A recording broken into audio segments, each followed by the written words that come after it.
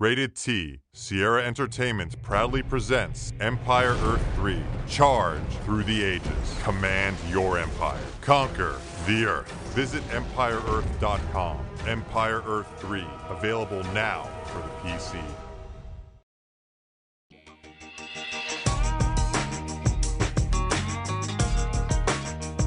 All right, everybody, welcome to Friday, January 18th, 2008, the One Up Yours show, and I have an excellent show for you. This is Garnet Lee, and the excellent part comes not from one announcement, but two announcements. Which one should we do first? What do you... That one? The first one is special guest joining us today, who I forgot how he wanted me to introduce him. I'll just say that he is a awesome Ziff alumnus from GMR. And did you do Game Now too? Or? I didn't work on Game. I did freelance for Game Now. Freelance for Game Now. I did freelance for like everything. OPM. Worked on One Up.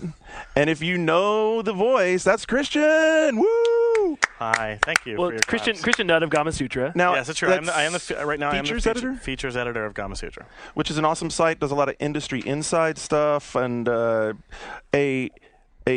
veteran industries person's perspective on the gaming industry. Is that kind of a... Well, I mean, the basic idea behind the site is it's for professionals. Obviously, a lot of it's catered to developers. It's sort of the sister publication to Game Developer Magazine.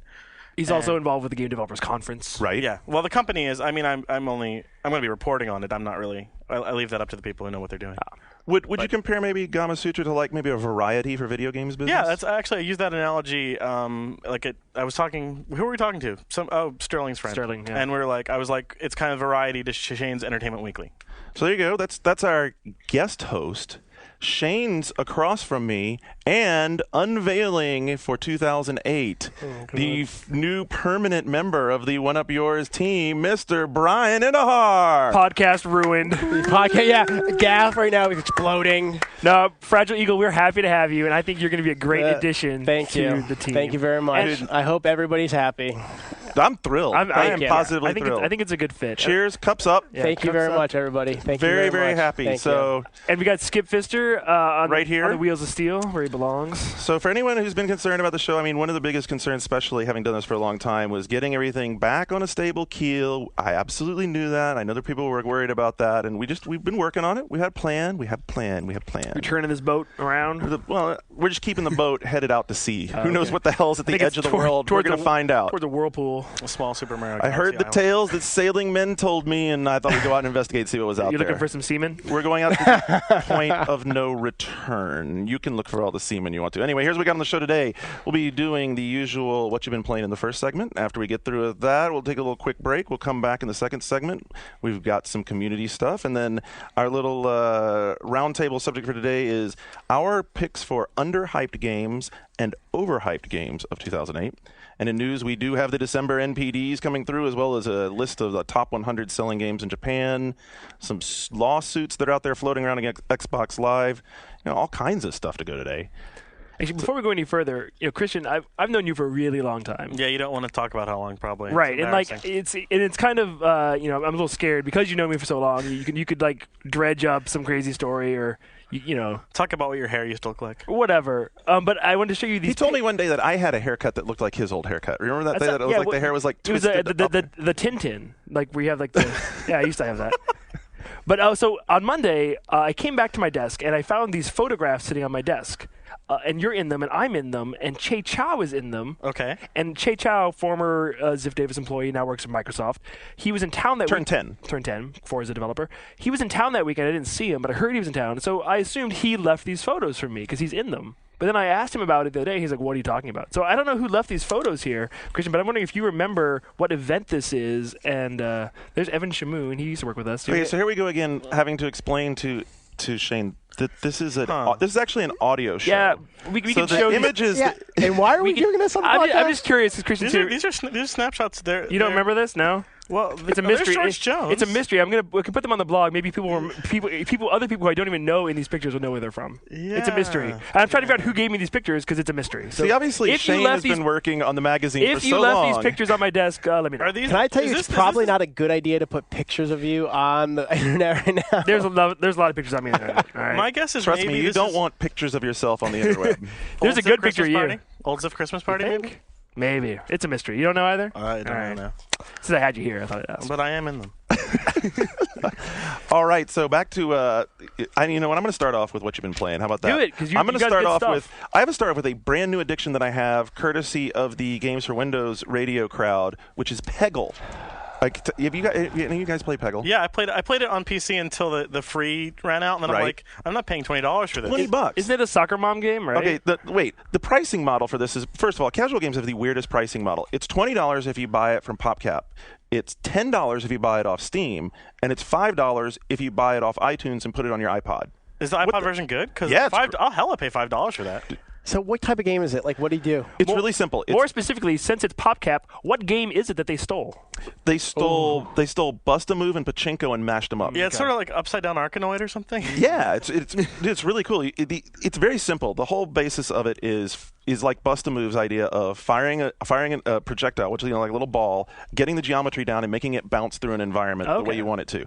And the way they've done the environments is sometimes they have broad sweeping panels that you can roll the ball down, and sometimes they have pachinko pins. And when you hit a pin, that pin is then marked, and at the end when the ball falls through the bottom, everything that's been tapped goes away. You have to get rid of all the colored ones to pass that level. It's really, really simple, but it's like there's a certain, once you get into firing these things into the peg field and trying to get the angles down, if I bounced off this wall over here, I can make it hit over here. You lock into it. I have never had the trip from 20th Avenue into the Financial on the 38 go away as quickly as it does. Well, it actually works well with the iPod's wheel, I would think, as like one of the only games that would. That and Tempest, Right, and who knew the iPod's wheel actually has some fidelity to it? I mean, it's actually really nice and sensitive. You can aim very precisely with the wheel, and you can listen to your own music. That's cool. So you can put on whatever, like I had on the K&D sessions, and I'm like playing Peggle, and it's really surreal. I'm like, this is really so cool. Peggle is it gets a lot of good buzz, and people are really into it, so it deserves all that success. It does. I think the cool thing about casual games, and I am definitely into casual games for 08, is that they rekindle some of that really basic spirit of just playing a game to have fun. It's not like some big experience. You're not looking for some grandiose meaning behind any of it. You just sit down and have a good time with it. So Geometry Wars didn't do that for you 3 years ago? You were like... Geometry Wars sort of did that for me, but the thing I found about Geometry Wars, and the same thing holds true for like Super Stardust HD, is they start to get really, really competitive. And so... That's the whole fun.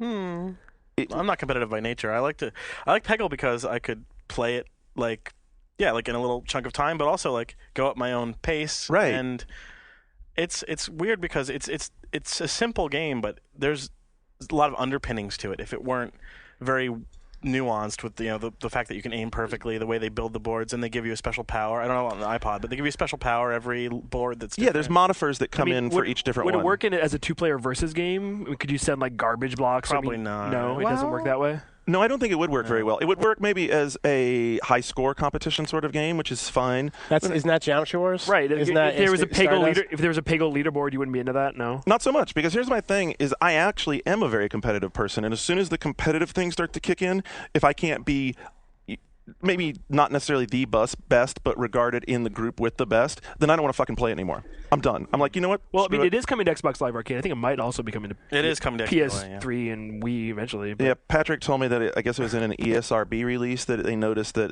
Peggle was in there. Dude, that's awesome. I would say that it's a lot of fun. If you have an iPod, that combination of price and device seems to be a really, really good mix to me. And I was looking at PopCap's site. I don't really understand how casual games have gotten to be so popular at $20 a pop. Well, the thing is, okay, so Peggle is $20. You download it and what they call is convert. You convert from a free player to a It's the old shareware model. But the thing is that the conversion rate on casual games is about 1 to 3%. So it's not as rosy as it looks. That's something people are struggling with right now, actually. Wow, that's actually pretty low. I bet the pricing is the big hurdle there. $20. $20. Well, I was thinking about installing Steam just to get $10 off that game. And I don't play PC shooters. I play shooters on console. So it's like installing Steam to play Peggle. That seemed kind of stupid. It's not a $20 game. I think that the casual space to me is more of a subscription model space. Funny you mentioned Che, because Che and I were just talking because he got a new Zune over Christmas, and he loves the subscription model of the Zune marketplace. And Of course he does. He's paid to love it. right, dude, he works for Turn 10. They develop Forza. He could give a shit about Microsoft product. I don't think. I don't know. It's Jay. Well, I mean, there's also like Rhapsody. I don't know exactly what the Zune Marketplace is like. Okay. Rhapsody is, a similar download service, and I've had people who love it because. Or how about listen to CD Netflix? runs. Yeah. Right. Right. Saying, I think subscription model for casual games is where it would be for me where it's at. Anyway, that's just me. The other game I played that I've been really into is also pretty not necessarily casual, but also not like a super high tech game. I wanted to play some on my PSP because I've been looking at my PSP and updating firmwares, and I never seem to So actually. instead of playing any of the amazing PSP games coming out in the next month or two, you went back and played something from last year. Crush. Of course, I picked one of the Which most was a highly reviewed, sleeper hit. highly reviewed. Not games. even a hit, No. sleeper miss. Yeah, it didn't sell at all. Right. It was an absolute sleeper, but everybody got a buzz off of it. And But people who actually tried to play it complained the difficulty ramped up way too quickly in that game. well, it does, but that's kind of the whole idea of it is they give you a simple framework, right? And then the simple framework is this. It's a 3D platform game where you're moving from a start point to an end point, and there's various obstacles. And the idea is that you can move the camera with the D-pad to any one of the 6 axes, and in that direction, flatten everything out into 2D and move through it after it's been flattened on the page. I saw that. When they came by with that game, I totally appreciate it. It just, like you said, the difficulty. It looked like it ramped up way too hard. When I think of that game, I think, you know what? That's why I'm looking forward to Echo Chrome. Echo Chrome kind of plays off that. It comes out in March. They just revealed Echo Chrome. They did. It is. It comes out in March. Wow. Because that's the game I'm really looking forward It's to. a very similar concept.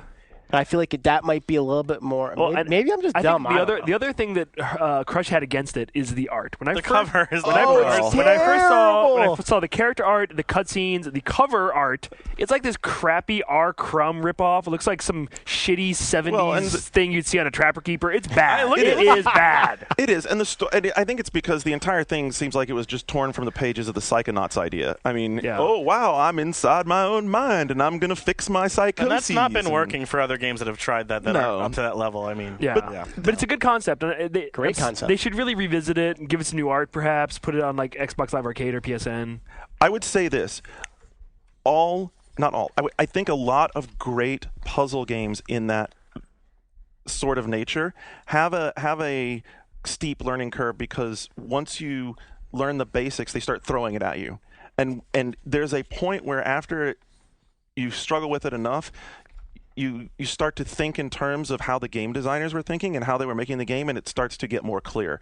The same sort of thing happened with what was the game? Also, I think it was also on PSP where you played the little dude in the 3D environment with the boxes that you practical. Oh yeah, intelligent quotient. PQ? Yeah. Right. PQ, Same sort of thing. As you got your I mean, when you first applied, once you got the idea down, once you started getting into the game, it had that same sort of barrier-ish approach to me. And then you started to get your idea out, okay, here's what I should be looking for in the game, and you could start to play it. I think the same thing would hold true of you. I played Crush now like 4 or 5 nights, 45 minutes to an hour each time, and yeah, the second or third night I got to this point where I was like, whoa, this is not the tutorial anymore. And then I kept looking at it, and it started to be, okay, so when I'm getting into stuff like this, I need to oh, that's right. If I crush this down, move over here, get behind this, and uncrush it, then I'm starting to move in 3D space and 2D space simultaneously. But it is a jump. Yeah, it's a jump, sure. I mean, I don't know. It's a hell of a lot better than the. You talk about bad art.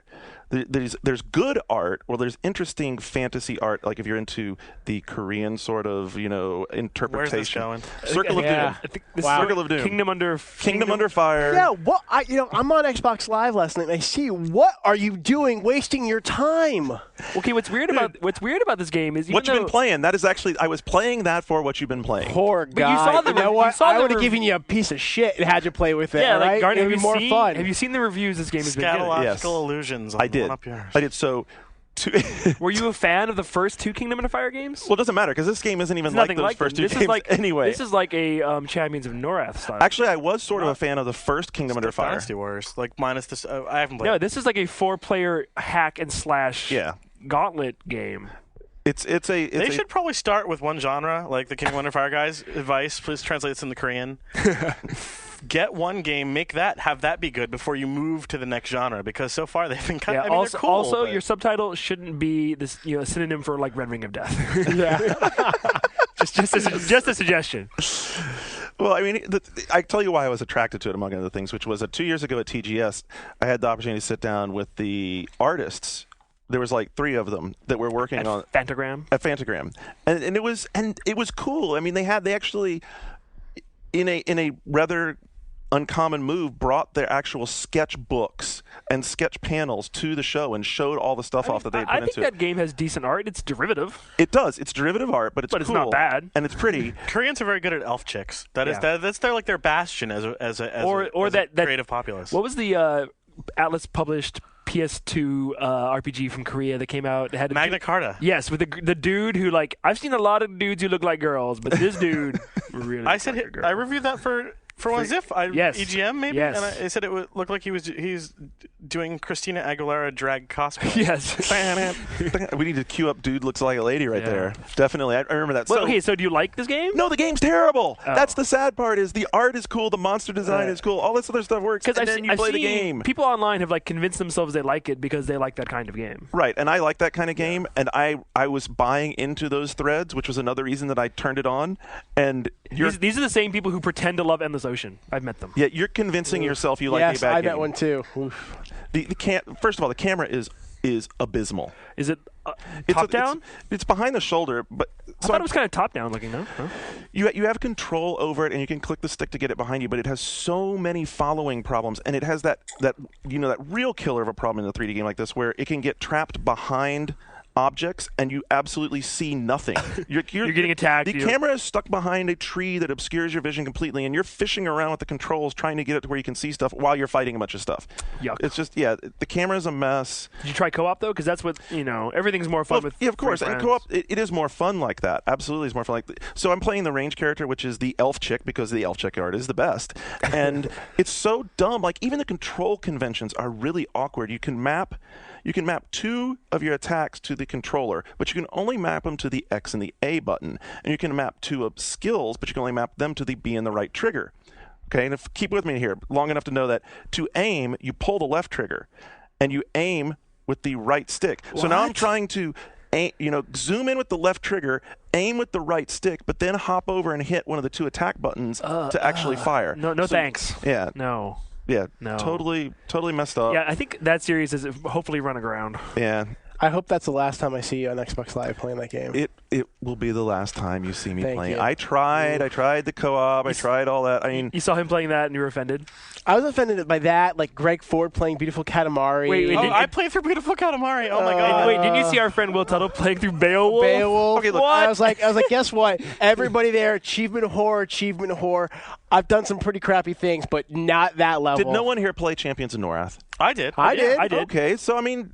Don't you? But it wasn't bad. It wasn't bad. I played Baldur's Gate. I played Champions of Norath. I played Return to Norath or whatever. I'm like, I'm done. Okay, for a while. Yeah. I'm really in the mood. I played PSU. Jesus Christ. I'm really in the mood for a game. PSU broke my fucking heart. Oh wait, I can hear you. That means we're not playing PSU, Shane. Oh yeah, you're right. I'm really in the mood for something to feed that. I want to play a game like that again. It's been a while. It's a nice to want thing. Yeah, I know. No, actually, no, never mind. I'm not going to mention that game. There's a game coming out, from Microsoft, that perhaps could fill that niche. But Too Human. We'll get to that. We'll get to that in a little bit. If you're going to compare that to a Phantasy Star Online or anything, it's right up that alley. Dude. Don't even dare make that comparison. Brian. Don't even dare hurt my Springer feelings of Phantasy Star Online. That game is a god. How about and Too Human is not. How about better than Phantasy Star Online? Oh my god! I'm sorry everybody for yelling, but I can't believe he just compared Phantasy Star Online to Too Human. We'll get to Too Human when I get to talk about when I get to talk about the break it up. Seriously. Brian, we'll get to that when I talk about the underhyped games in 2008. So oh my god! Let's continue. My heart just broke a little bit when you said that. Brian, my god! So you done there, G? Well, no. I mean, I do have the heartbreak because Brian and I are both going to talk about this one. The heartbreak that is. Oh, NFL Tour. Oh my god! Yeah, Brian. What happened there with your delightful EA football franchise? First of all, it's not mine. All right, I had nothing to do with it. You liked the last one. Frauds legal. Okay, so you like NFL Street? No, I liked NFL that. Street, and this is completely opposite of NFL. You liked Street. NFL Street through number 2. Yeah, right. Well, 3 not so much. 3 was really bad. Okay. 3 was just like we got to get another game out. Yeah, we got to there was a clarify 3. that. Yeah, it was really There's bad. always a 3. It was. We're talking. Yeah.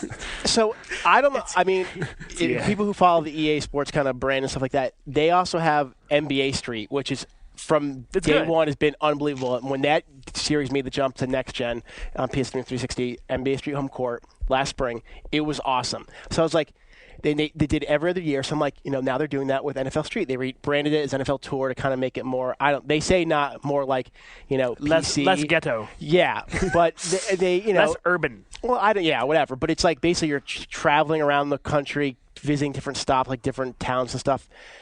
It's really bad. It's embarrassing bad for the developers. Is this a preview build you're playing now? No, this was review build. It's real. It's really it's out. It was out. It's out now. It was shame of the month in EGM in a issue with like a lot of really bad games, like the Kingdom. And the thing is, and I'm come on, dude! It makes Kingdom Hearts 5 look like a superstar. I'm a huge football fan, and this is like just an atrocity. It's atrocity. Just based on graphics alone. It looks like a Xbox One game. Well, the thing is, it does. This game is like the one where they can kind of like push the boundaries of like what the NFL allow them to do, and it's more safe than Madden. Like in terms of like, there's no personality in the players.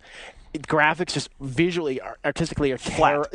Absolutely bone. You wouldn't be able to tell the difference between this guy or that guy. It's really bad. And then you get down to the gameplay. Oh my God! There's no defense. There is no defense at all. All it is you're basically fighting the clock or whatever stipulation the computer's throwing at you, like who scored 36 or first person to score 4 touchdowns or stop the person twice or something like that. And you can't stop anybody. It's impossible. It's a very misunderstood approximation of Blitz. I just don't know. Like they had this really cool mechanic where like it was almost like a fighting thing for like making and breaking tackles. That was like the only thing I take away from this game. It just was like really bad. It actually made me miss NFL Street a lot. Like I wish I was playing on like some beach 7-on-7 football. It just has no personality whatsoever. It feels that's kind of soulless. the saddest part. Is this is the sort of the game where it should step outside being just an NFL game and have interesting personality to it. Yeah. And so here's like the biggest example I can give you how little personality it has.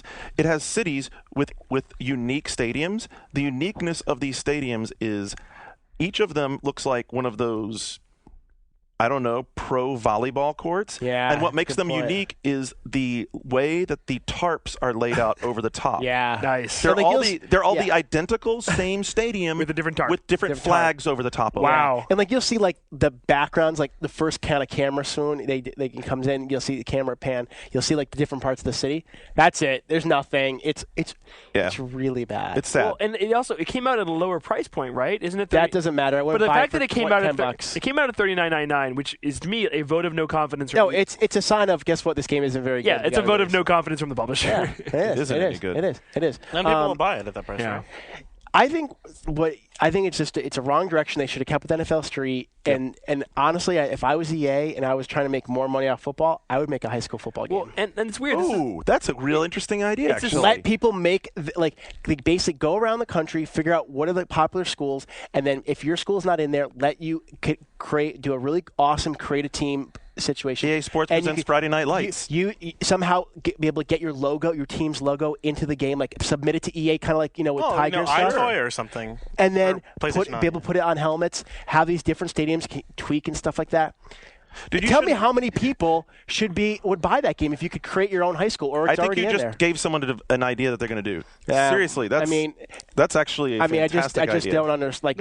Actually, someone else could do it. They don't need the NFL. Yeah, they don't. Right. They don't. I'm saying, but like if an EA some developers think that's a brilliant idea. Yeah. That's a really good idea. Actually, Friday Night Lights the game.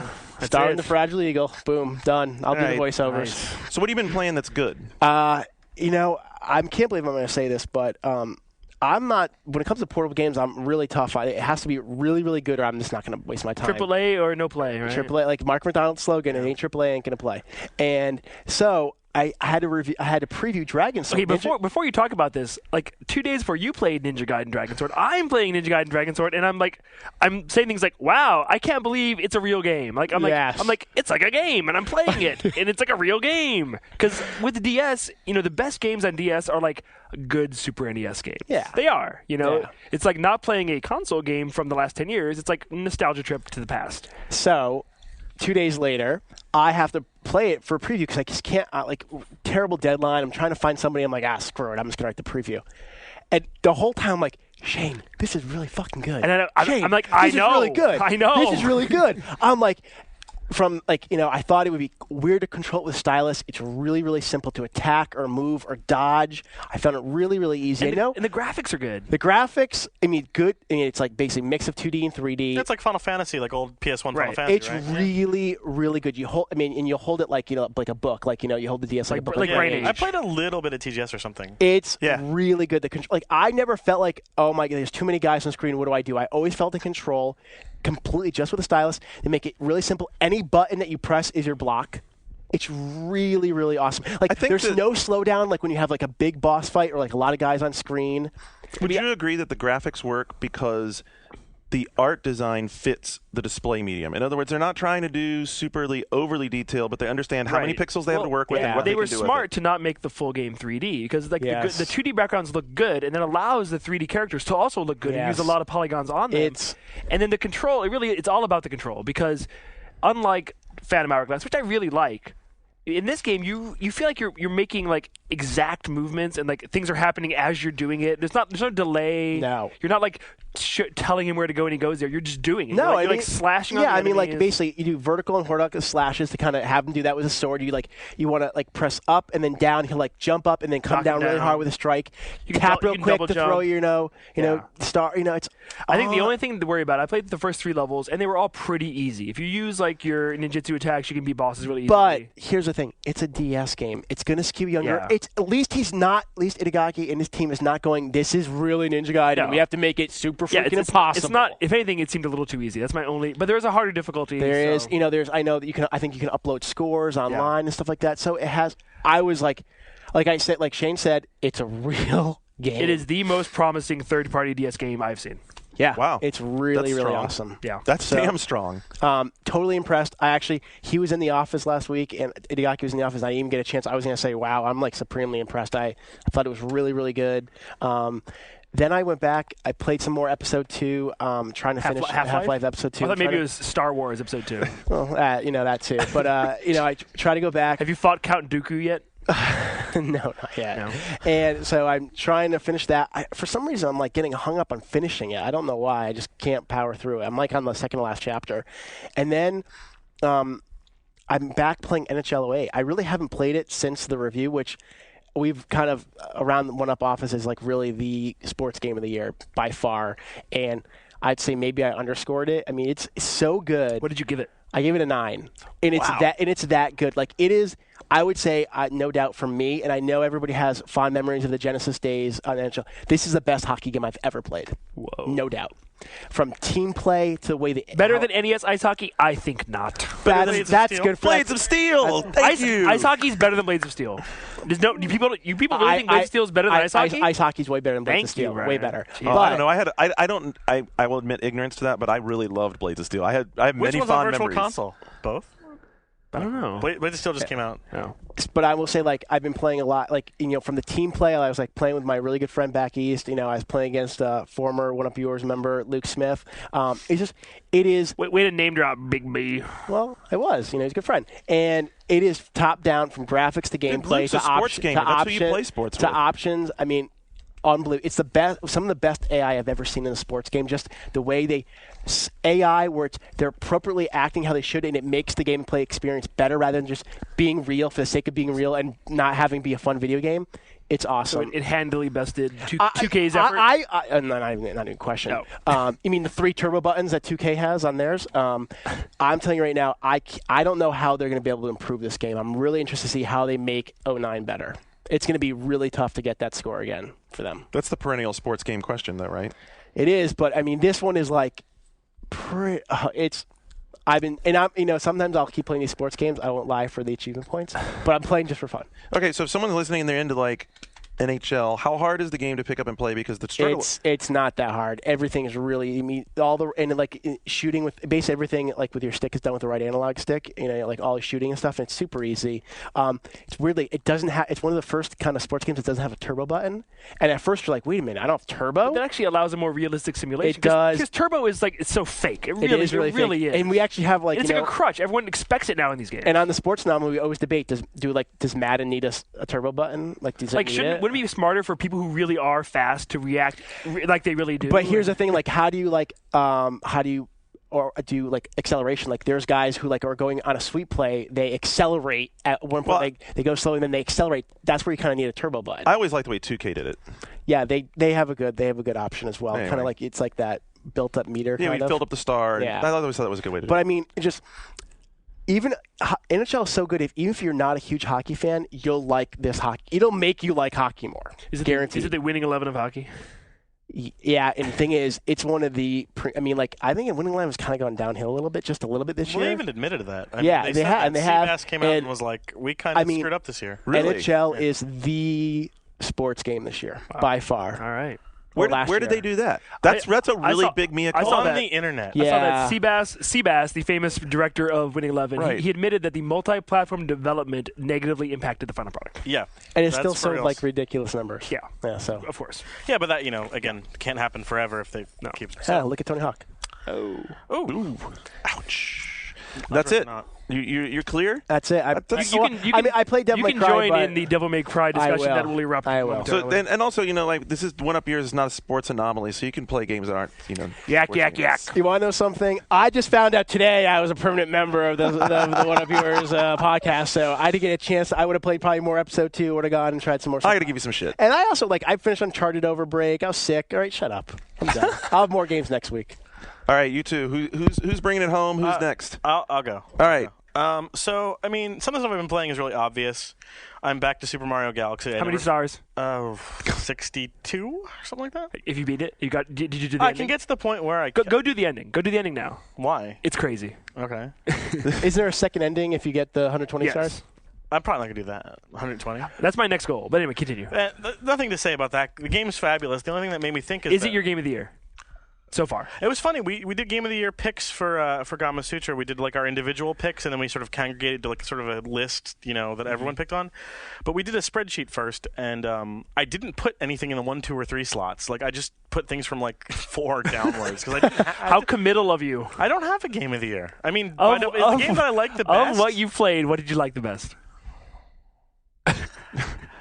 Half-Life 2. Ooh. Excellent choice. Nice call. Best game of the year from 2 years ago. That's called the most eye-opening game for me of 2007. Well, it's funny to me, and so Half-Life 2 is moving on from Mario because I don't have a lot to say, but that you haven't heard before. But Half-Life, so I'm playing Half-Life, and I'm not a big shooter player. Anyone who knows me knows that I really don't play shooters, and I am really digging it, and it's everyone says it's really awesome, great. People say a lot of things like Halo and whatever, and I'm like, but it's like, is it the storytelling that gets you? Or? Well, I mean, it's not. No, it's actually the fact that it's so game designed. I like games that really have a lot of thought put in their design, give you interesting challenges, and actually, I would say it's a little long actually for an action game, which is kind of a weird complaint, and it's not a big complaint. Just the pacing. Yeah, at a certain point, I'm just like, okay, can we wrap it up here? But I was playing DMC4, which we'll be talking about shortly, and I wasn't that happy with it in all ways. I don't know how much I can say. And then I went back to Half-Life 2. I'm like, damn, okay, I was right. That game was not as, it wasn't just my imagination. This is a better game. So, and this is me talking. Anyone who knows me knows I'm like... That's surprising. This is atypical. No, I think for a lot of listeners, they're going to say to themselves, "That's an interesting comparison." Yeah, I mean, so apples and oranges. So flesh it out a little more. What about the design pieces were singing to you in Half-Life, and then where was the contrast coming from? It's. I mean, I don't know how much I can talk about Devil May Cry without. Yeah, we have to dance around a little. Spoiling. We have to dance around Devil May Cry's problems a little bit. I would just say that the Devil May Cry design has not evolved a lot from how the games used to be. It's very run around in large environments, fight some guys, and I felt like, there's not that much to do. Maybe. Okay. And with Half-Life, I felt like someone was intelligently thinking about every corner you turn. There we go. And every time you walk around a corner, you'll see something new and. I mean, Half-Life kind of invented scripted FPSs. Yeah. Well, I would agree. I would agree with what you're getting at, which to me I kind of describe as density of design, and that the density of Half-Life 2 design is probably the highest of any game you're going to play, in that every footstep has been thought about. And when they did their director's cut walkthroughs, you could tell that they were doing that because there were so many of those clickable points where you could say, okay, at this point, we were thinking about the player coming to this point and doing this and possibly doing that and possibly doing that and seeing this and having this happen over here. And a couple of just a couple of those director's comments into that, what was that called? Lost Coast, right? Was that called Lost Coast? Lost Coast. It started to come over you. No wonder it takes these guys so long to make a game. Yeah. Because it's so well thought out. I can see that. I mean, it does become clear that. And you haven't even played episodes 1 or 2, right? Not yet. Nor Portal. And guess what? Episode 1 is better than I would say Half-Life 2 is great. The beginning's kind of it gets awesome at the end. Episode 1's pretty good. Episode 2 starts out awesome, and so far is getting better and better. So. Yeah, I haven't finished Episode 2 yet, but I am continuing to soldier through. That's the reason I haven't brought up Episode 2. And I am working on it. I thought I would just save the end of the episode to talk to the end of that. Sean Elliott of GFW believes that's the pinnacle of Half-Life 2. It's really awesome. It is really good. It is really getting better. I didn't like the very beginning part in the there's like some underground cavey crap. I like that part, man. I thought it was good. I thought it was good. It's good. It's good. And still, Team Fortress 2 is awesome. Have you played Portal yet, Christian? I haven't, and I haven't either. I'm not, you and I are the only people in the world who haven't. I had determined that I would beat Half-Life before playing Portal. I don't know why. You come up with these rules. Because everyone else plays Portal first. Everybody. Yeah, I wanted to play Half-Life because I hadn't, and then it's like having the after-dinner mint before dinner. I bought the orange box the day it came out, and I'm still not done with Half-Life 2 just because it's taken me so long. I just don't spend as much time playing games as I used to. And then Mario came out in the middle of it. I played a bunch of Mario. And you reviewed Devil May Cry. Devil May Cry. I played it. But the one game, before we even go to Devil May Cry, I want to talk about that I downloaded and played, and I don't know if you might have covered this already, is I downloaded the Ryu Ga Gotoku 3 Oh, the demo. Yeah, we never really talked about it. Which is, for those out there who do not speak the Japanese, I'm talking about Yakuza 3. And it's awesome. It had, it divided people. Like you either it was like a love-or-hate demo. I thought, I mean, I would say what's hateable about it, not having really tapped into that, is that I didn't play the second game yet because it's coming out here this year, and I'm theoretically that's kind of. it was announced, but we haven't heard anything else since the announcement. Oh, I've been sitting. I love the first game. I'm a big fan as well. I gave it an 8.5. I gave it an 8 on a non-5 having scale. Right, and I thought it was a really solid new take on role playing that did a really good job of conveying what modern Japan is like. Yeah, and a really dense story. Really enjoyable, solid, good story with characters with a lot of fucks. Well, that's not necessarily the best part of the story. No. But with the third game, so I think what people might be critical of who've had a chance to play the demo, which is from the Japanese PlayStation Network store, is it doesn't seem that different than... Even the setting is completely different. The setting is completely different. The graphics are pretty good. It's like Final Fantasy 12, where the main, you're in town, the character models aren't great, but when you get to a cutscene, they're amazing. There's a lot going on in the city, which looks good. The cutscene character models are amazing. First of all, Yakuza was a story of the Japanese mafia operating in Tokyo. Contemporary Tokyo. Tokyo. Now, Yakuza 3... It's like 1600s. Right. It's Edo period, like samurai period. And it's actually cool. The one thing it does have is sword combat. That's the thing I would touch on. And horsemanship. And the horsemanship was cool. There's 2 demos actually. There's the what they call the scenario demo, where you go around town, you do fetch quests for a while, and then you get a really nice cutscene. You screw a geisha? Hang on. Oh. And you do fetch quests, and you get. Sorry, he's always quick to get to that part. I won't take that opening. And then there's the mode demo, where you get to play all the different mini games, including having a fun, friendly time with a geisha of your choice. So a fun and friendly time. So after playing the demo, would you be more likely to see if Yakuza 3 was present day, or did you like the going back in time? I think it's a preference people have. I think probably people, like the Ninja Samurai kind of atmosphere. I prefer contemporary Japan, but then I've been to Japan 13 times or something. To me, contemporary Japan is awesome. Obviously, I like contemporary Japan, but what I really liked about the first Yakuza is that you could go into this little world that really felt like the real world. Like so many RPGs, you go across, I've traversed 7 continents and been to all towns where each one has 2 people or 15 people. It's completely unrealistic. It's not built on a real world scale at all, which isn't necessarily a detriment. But playing Yakuza, it's like an RPG built on a real world scale, which happens to be 8 city blocks or whatever, but that is a real world. Think about how much there is in like 8 city blocks in the real world. If you've been to the place Kabukicho that they're trying to emulate in Yakuza, it's really impressive how well they do it. Yeah, it's so how much does Yakuza 3 in the demo form feel like a part of the series, and how much does it feel like something new? It's interesting because like the main character is the ancestor of the original main character. So same face, same voice. So and it's almost the same name. It's kind of a joke. Is the name they gave him.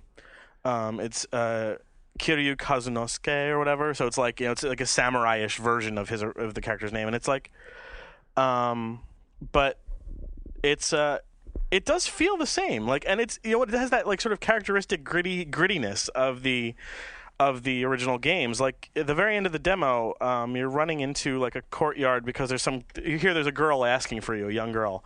You go in there, and there's this little 8-year-old girl. She's got some cuts and bruises, and she's like, "Hey, are you Kiryu? Like, I want to talk to you." And he's like, "No, I'm not. That's not me." And then eventually, there's this other guy, and he's like, "You got to take care of her. Like, get rid of her."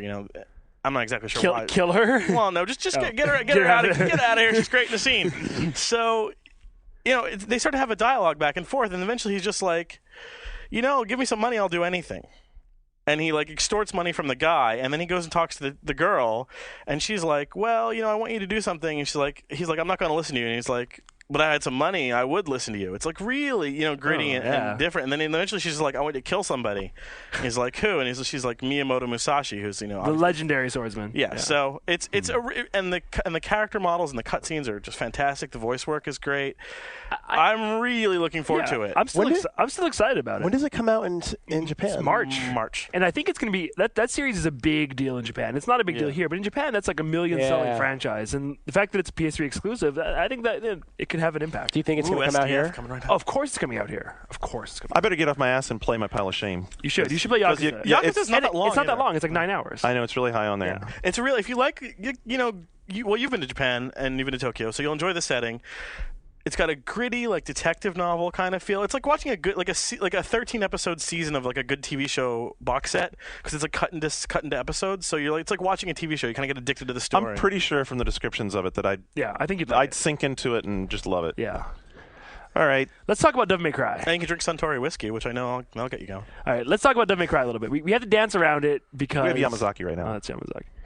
Because, it doesn't come out for a while, but it's almost out in Japan. A lot of shit's been revealed. They've shown, like, this weapon called Pandora, which I've been wanting to talk about for a while. Oh, Pandora's cool. Pandora is the best weapon I've ever played in a Devil May Cry. What? By far. By far.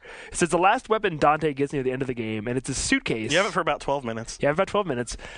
It's a suitcase that transforms into different weapons. 666 different. I suddenly am seeing a casket that turns into a machine gun. It's better. And what's amazing is like that's one of the transformations. Yeah, when you unlock the different transformations, they're moves. So you're fighting, and then you have to like do the analog stick, like left, right, do circles, and if you do all these moves. Oh, that's smart. Yeah, so it's like Street Fighter style moves, and as you're doing them, it's transforming into these crazier and crazier contraptions. Eventually, it's like this giant gyroscopic missile launcher and a laser, a giant buzzsaw he throws out. It's fucking unreal. The only thing I can so much equate fun. it to, if anybody's ever seen The Last Starfighter, in that last scene where he's like in the ship and just missiles start coming out of every which way and he kills about 300 enemy ships, that's what it's like. Yeah, but as we said, you have it for like 12 minutes, which, it begs the question, why? Well, it's for the next to playthrough. make you replay the entire game again. Not happening. See, it made me immediately want to replay the entire game again, among other things. My enthusiasm for this game cannot be quelled, but I am wanting to know... It shouldn't be quelled. I mean, it's a good game, yeah. You want to play through it. You want to play through it. Yeah. I'm dying to because, like I said, I didn't play 3. I love the idea. I love Devil May Cry. You don't want to play 3. Well, I mean, right. The weird thing about this franchise, and I get into this in my review, which will be out in a while, but like, as much as this is considered a AAA franchise, it's kind of like on the edge because even though DMC1 was this amazing debut, DMC2 was totally mishandled. It was like a tepid, lame retread of Devil May Cry 1, and then DMC3 was so fucking hard in its initial release in America that most people couldn't even play it. Here's the thing with Devil May Cry. it's like when you see it being played, you're like, oh man, that looks so freaking awesome. Look at these boss and all those moves. And then it's like once you pick it up and you start playing it for a couple hours, like, oh man, that's wrong with it. This is wrong with it. That's wrong with it. So that's 2 and 3 happened that 2 and 3. I mean, Devil May Cry 1 was great. Okay. But 2 and 3, that's what I'm saying. Like it looks so cool. And you're like, oh man, it's back on track. It's gonna be awesome. Then you're like, I think 3 was basically back on track except for the difficulty. It really was. Like, and the collector's edition, the director's edition. Director's cut, special edition. Okay, so obviously style's a really big part of this game. How well do the environments and the enemy designs evolve as you go through the game? Does it get monotonous? Does it get to where you're facing the same things over and over and over and over and over? There isn't a tremendous variety of enemies, but there never was. And there's the thing is the enemies all look cool and behave differently. Yeah, they do introduce them up till the end. Basically. Yeah, and as I explain, Gundam meets Spawn, that really is the aesthetic here, and like. It really is. The game is Gundam gorgeous. meets Spawn is interesting. There's no doubt the game is gorgeous and the enemies are cool and like you will like looking at everything you look at. Just some stuff you're forced to look at for a little too long and a little too often. The boss battles are spectacular, so much in fact that the developer they might make you face them several times.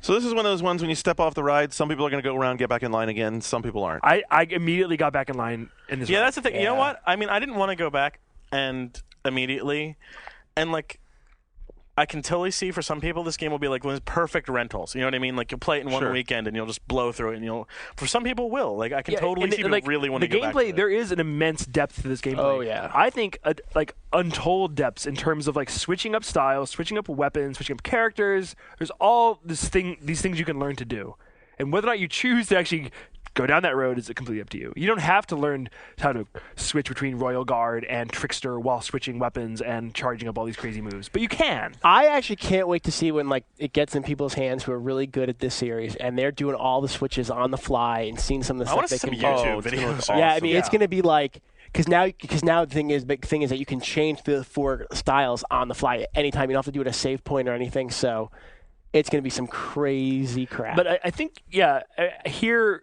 I mean, we can't really go into our, we really can't. Full opinions, I'm trying to but I think there is a range of opinions here at this table, and I think your mileage may vary. All right.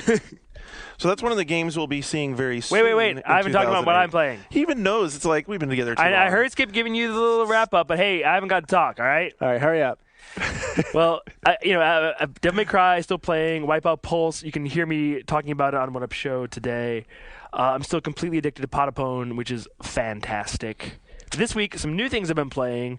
Sega has this game, Shiren the Wanderer. Which is that coming out here? Coming out in March for DS. The DS version is. The Wii was not confirmed. Right, the DS seems a better place for it. Right, honestly. the DS version is coming out, and this is a really, really, really long-running series in Japan by Chunsoft, and they call them roguelike. Is that what this is called? Well, roguelike is roguelike. There's do we really have time to get into this? I don't want to. No, we don't. But actually, if you go back to Google the podcast, roguelike. So if you go back to the podcast when we were at TGS, I talked about this game for a long time because I had a long demo by the producer, and I shut you up because I'm like, that's boring. But it's like a roguelike, which is a really traditional, and you had fun with it. A random dungeon hacky kind of dungeon hack thing. But an ass he is sometimes. This one, I gotta say. It showed some growth. It has diagonal movement, which is and that's like huge, stunning. Huge. I just peed myself a little. And it's pretty fun. It has this cool thing where using Wi-Fi, if you die in this game, you lose all of your progress. Yep. What? But you can have someone come and rescue you via Wi-Fi. Like they can come and save you, and that way you save your progress. That sounds cool. That's until so you die. That's so Japanese. It's very Japanese. Like the whole my friend, call your friend on the cell phone. Please help me. Like that's it is. Like I can see the commercial. But I will say I definitely had more fun with it than I expected, and I still kind of want to play more of it. So it's on my radar. Also, I popped in Baroque for PS2. Ooh, yeah. And you remember, I'm a big Baroque fan from back in the day when the developer Sting made Baroque for the Sega Saturn. Does anyone have a pin I can drop? No. Baroque. The thing is, no one realizes what Baroque's all about, of course, because they never came out here before. And right. It was one of those games where, we didn't know much Japanese when they first came out, but we were just blown away. The packaging, the art direction, the music, it was all so cool. It was it's in the sort of that Shin Megami Tensei sort of evil, satanic vibe. It's very... Yeah, it's an RPG, but so it was remade for PS2, and Atlas is bringing it out here, but they're also porting it to Wii. And I have the inside scoop that the Wii version's the one to get, even if you have the PS2, because It'll have widescreen and classic controller support, so you do not have to play with the Wiimote. Well, I was playing the PS2 version, and I only played a little bit, but as a old school Broke fan, I got to say I'm pretty disappointed about what they've done to it. Like, the music's completely different, the graphics are different. Well, it was Sakimoto before, was it? It was the guy who did Final Fantasy Tactics before. Yeah, Sakimoto. Yes. Or was the other guy from Final Fantasy? I thought his name was like Iwata. Anyway. Yeah, okay, that's the other guy. Yeah. I can still hear the pin drop. Anyway, from what I played... 12 people on GAF are very excited. From what I played, this new We might want to get Brian a gavel. That would be pretty awesome. The jury is still out on this new version. It is not what I thought it was going to be. The graphics... The intro that I saw, the last thing I'll say about it is I watched the intro on Atlus's website. I encourage people to do that because it's really cool. Whether or not you play the game, the intro is really cool. All right, I'm going to stick with it. Maybe I'll switch to the Wii version because the PS2 version will not blow me away. Nah. The bigger encouragement is that Atlus continues to find games like this, or like games like this through Atlus continue to find a market in North America that otherwise would not be here. And you should enjoy that as a gamer. And the last thing I've been playing is the English language version of Crisis Core Final Fantasy VII. And oh my fucking god, are the graphics are the best thing I've ever seen in my entire life. On PSP. On PSP. What? And the voice acting, mixed bag. It'll be interesting. What looks better, God of War, or Crisis Core at the end of the day? Crisis Core, dude. Crisis Core think it looks better than God of War? Sick. Wow. There you go. Well, we know which game he's not going to be underhyped on for 2008. Yeah. We'll get the rest of the list in just a minute. Give us a second to take a little break, and we'll be right back with Community and that 2008 prediction.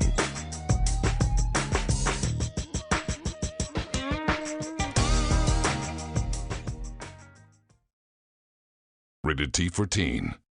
Sierra Entertainment proudly presents Empire Earth 3. Experience 3 unique factions: the West, the Mideast, the Far East, and introducing the New World Domination Mode. Keep the spoils of war as you build your empire across a realistically rendered Earth. Empire Earth 3. Conquer the Earth. Visit EmpireEarth.com. Empire Earth 3. Available now for the PC.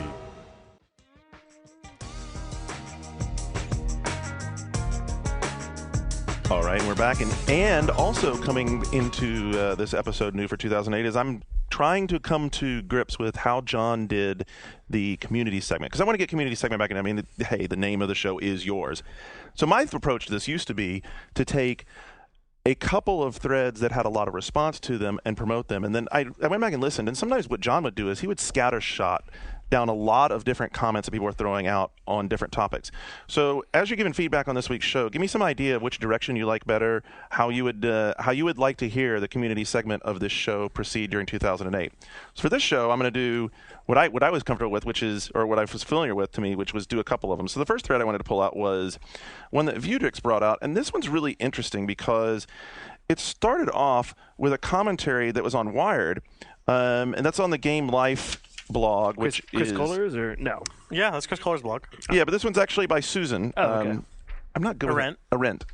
And she wrote a really intelligent editorial about 7 steps to making a better game demo. And just real quickly there, don't confuse or frustrate the player, don't make the player wait for the fun, don't make the trial too short, don't make the trial too long, intensify the player's curiosity, work that upsell message, and show off your best features. And she goes into some more explanation. This is based on a blog post by, I think, David Edery. Is that his name? He's a yes, Microsoft? He has suggestions.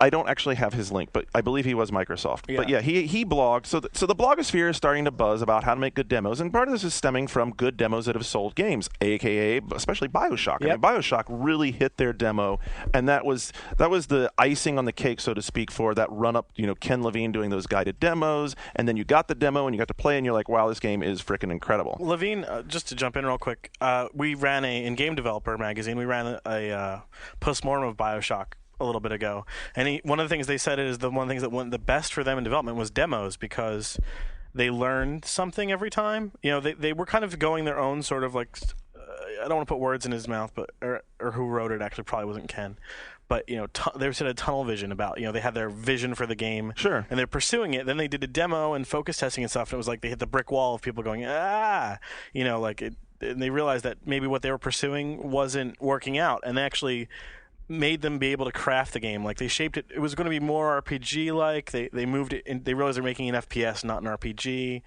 these postmortems, and not to stump for Gamasutra or whatever, but like if you're interested in games and like you like a game a lot, reading these articles and why the game developers like they're excellent. They're candid about it. And demo reaction, obviously based on what Alex Ward at Criterion posted around Christmas time after the negative response to the Burnout Paradise demo. Like the response to these demos, people notice. Yep. It's important.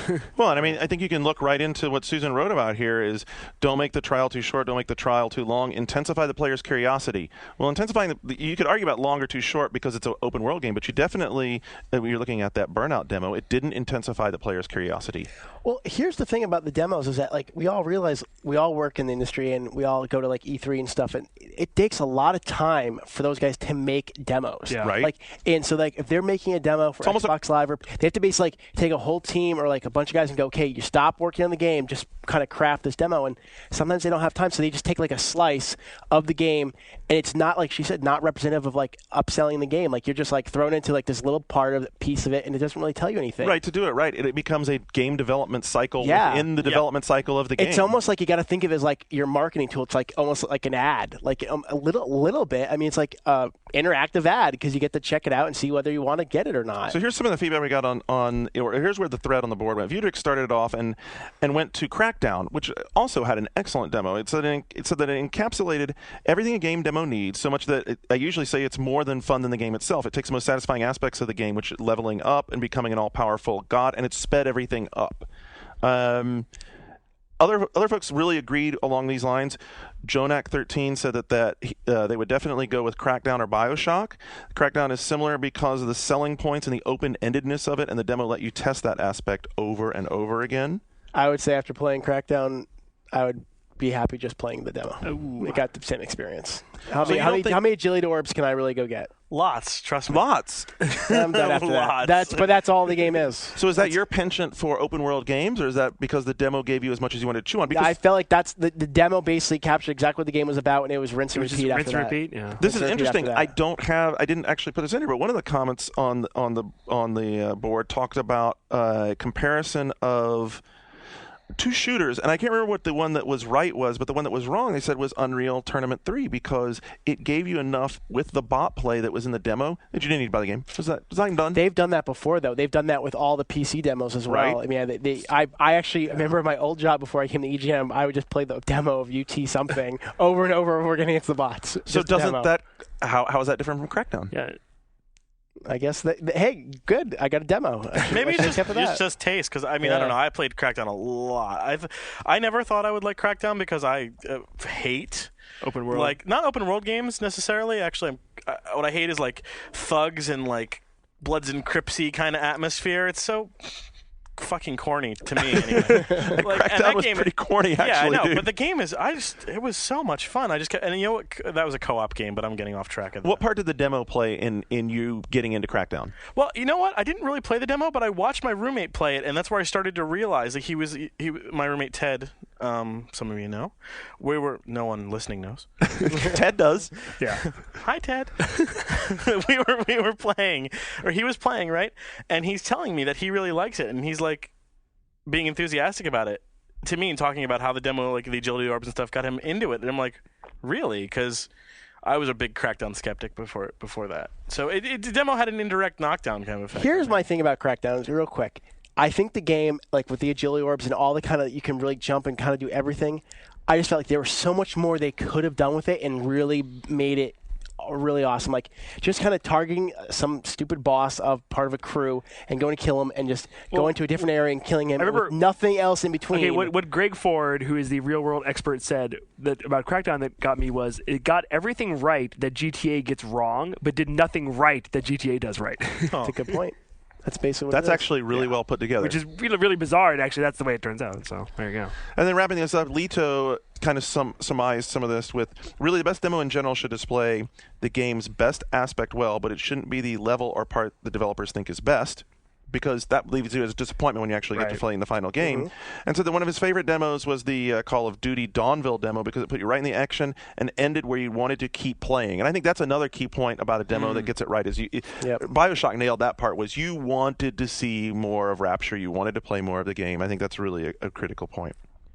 The other thread I wanted to bring in was because I brought it up and it's been now backed up with some blogs, and it's back in the limelight again as the unified console format argument. Jaffe came out. Oh, God. And didn't you talk to him today? I stupidly, I had about 10 minutes to prepare for this interview because with Jaffe, so I forgot to ask him about one console theory. So no one knows that now except for everyone. But they know some Twisted Metal. We started talking about Twisted Metal, and I actually talked to him about his developer was going to be doing with, his new studio was going to be doing with like casual games and mass market games. Like the one thing about Gamasutra is we're very industry focused, so I was asking him like broad industry questions. Not that this isn't one, but no, it's cool. When's that going up? Soon. So Gamasutra.com we'll have we'll have an interview with David Jaffe soon. I mean, sweet. When we get it filtered, transcribed, everything, it'll be a little while. We don't jump on this stuff as fast as some people sometimes, but because we're kind of sort of outside of the circle of life that you all live in. You live in those happy green fields. You live in the slow lane, but the fun lane. So we don't have to worry about IGN destroying our world if we don't get something up. Ooh.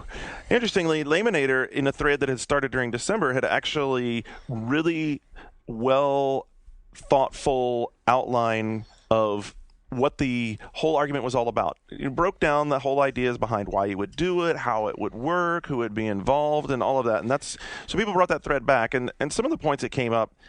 I mean, first of all, there's an enormous amount of people whose response to this is, no, that's not free market economy. That's not good for competition.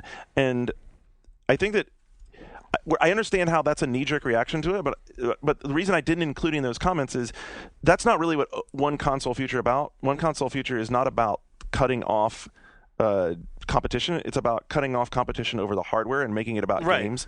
So, 3DO was kind of like this. I think it's kind of like the 3DO idea that everyone would have a standard. And I brought up 3DO last week when you brought up the One Console. Oh my God, Future. we're talking about 3DO 2 weeks in a row. I know, and my problem with it is, I know we'll talk about it around GDC time some more, but I just think it's like a utopian concept that has no place in reality and will never happen ever. So that's one of the first points. Why bother wasting all the breath about it? That's one of the first points that First Navigator brought up. First Navigator said the first question that no one has answered for me is who would the platform owner be? Even if you're taking the United States government, is that what people think? Who's the platform owner for DVD? It's the DVD consortium. Who's the platform owner for Blu-ray? You know what I mean? Blu-ray consortium. Everyone goes, it's Sony, but it's really a group of large companies. It's a consortium as well. Yeah, so I mean, that would have to be the solution were there to be one, which there probably won't be. Right. But here's the next point, which Nonapod made, that was where you fail to make a compelling argument, is why it would be good for the individual console manufacturers, because under their current hardware monopoly conditions,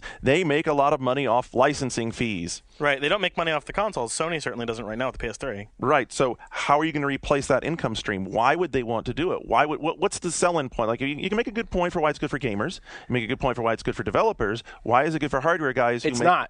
So it's not going to happen. That right there that's one of the best stumbling block arguments that I've read. And Gillette hasn't partnered with every other razor manufacturer to make a one razor standard. That's true. They like selling razor blades. So the idealistic side of it is what people like First Strike 117 put into words, which is where when you see the day come that we go to a unified format is the same day that games go from toys to a mainstream environment. I don't know about that. Really? I don't. Or L-Streamer, who says L-Streamer says it's not only coming, but it's inevitable, and then goes on to point out the evolution within just this hardware, previous generation to this generation hardware cycle of Killzone 1 screens to Killzone 2. So if that's how much it's already leapt forward, how much further do we need the hardware to evolve, and at what point do we need additional generations of competition on the hardware front? Killzone 2 looks good. It doesn't look that good. Killzone 2 looks pretty hot. It looks good. It looks pretty hot. Let's address like the core point, not necessarily squabble over whether Killzone looks good or not. And the core point is that we're going to reach a threshold where not only is it not possible to make games look that much better, it's also not economically feasible to make games look that much better. So I see the point. It's a valid point. But it goes back to the capitalism thing. It's an anti-capitalist. There wouldn't be a giant fight with Microsoft pouring hoppers of money every which way if there wasn't a reason to do it. So it's. And the other point that, and on the economic side of it that Kyrie brings in is how would you solve pricing? Because in order to incentivize you buying the vehicle for the licensing fees, right now hardware is sold at a loss. It's subsidized by the manufacturers. If that was gone, would you pay $800 for a console? Would you pay more than that for a console? Yeah, they're saying it costs $400 about to make a PS3 now, but it was about $800 when it came out. Yeah, and no, and the thing is, like you say, if there wasn't for licensing fees, people who made the consoles would have to make a profit on the hardware, and yikes. Yeah, it would be scary. I also don't think you can understate competition. I don't think you can. I mean, and you can see it with, we'll talk about later in news about certain companies getting exclusive licenses, and now they're the only ones that can make it, and we've seen a lot of dips in the quality, so competition breeds a superior product. I want to see 3 consoles out there. Even in hardware. And also, no doubt, the most successful console of this current generation is the least powerful one, which would never be the industry standard in a console future. Exactly. So what does that tell you? That's the same for the last generation, though, right. too. I mean, arguably the PS2 and the GameCube. Yeah. I mean, let's not get into that stuff. But basically, PS2 is not. But I come down and see what's happened. Some with Madden and the baseball games, and we'll see maybe college basketball. I just see. Competition breeds a superior product. It always does. And I love seeing the fight between Microsoft, Sony, and Nintendo. And who knows, maybe somebody else one day. Maybe one will drop and someone else will come in. Who knows? Maybe it'll be an appliance. I mean, the world's changed quite a bit. Who knows if one day Google might find a way to come into the Who knows game if Apple space. finally wants to start doing it. Wants to be they're already hip enough. They already got people. Well, for 2008. Does someone drop out and then all of a sudden Apple goes, okay, we're going to jump in there. We're going to go at it. I know it's a pipe dream, but I'm just saying, you never know. It'd be the sexiest fucking console you've ever seen in your entire life. Exactly. It'd probably fit in your pocket or something. It would be small and white and it would have control that was very intuitive. And it would be $1,799. $1,799. Exactly. So it'd be like a very expensive Wii. Yeah. And no one would know about it until Steve Jobs actually steps out on. And it would be on sale that day. Yeah, exactly. All right. Moving right along. The multi-platform format is definitely not hurting competition in the software arena, and we have a ton of high-profile and low-profile, and it's very hard to get the attention. And 2008 is going to be, if we thought 2007 had a lot of AAA releases, 2008 is going to have multiples of that number. I mean, we don't even know about games yet. That's the thing, right? Right. We're still in that run-up. Pre-E3 or what have you, we don't even know. And yet, in getting ready for this, I don't think any of us had a big struggle on thinking of, well, what are some games that are underhyped that we want to see more of, and what are some games that are overhyped? We were talking about hype in general here in the last few weeks, and how a game like Assassin's Creed, because of hype, it became what it is, and what it is an amazing thing that, controversial, sells millions of copies, whatever. So we were looking at, in 2008, of the games we know that are announced and expected to be released, what do we feel the media has given too much hype to that won't deliver, and what games do we feel that the media is ignoring that are actually going to be really good? So where should we? Let's start with some positives. Let's start with some games that haven't gotten enough attention on them yet. All right. And we think they're going to be really good games. I've got one. A good one. Hit it. Square Enix coming out for the DS in March. Brian's looking upset. No, because I agree with you. It's on my list. It's called The World Ends With You. And it's by Tetsuya Nomura, the guy behind Kingdom Hearts. Sort of. He's involved. The artist, Final Fantasy 7, all these things. It's a realistic, well, not realistic, but it's interesting. It's set in contemporary Tokyo. Yeah. And it's just so unlike, it's one of the things when I played it at Tokyo Game Show and Square Enix Party and stuff. I you play so many RPGs and you get used to them being in their weird fantasy worlds, and then you play a game that's got a contemporary feel of contemporary youth culture, and you're like, this feels really weird. It's like, wait. It feels new. It feels fresh. This is what's 20 minutes outside where I'm standing right now, yet it feels weird. Yeah, you're fighting the statues around Shibuya Station to come to life, and the art is just really funky and fresh. The music is great. The control is interesting. It uses the touch panel and the buttons in the D-pad. It's hard, actually. It's hard. You're doing all these things. You're using your DS in ways you haven't used it. It's unique.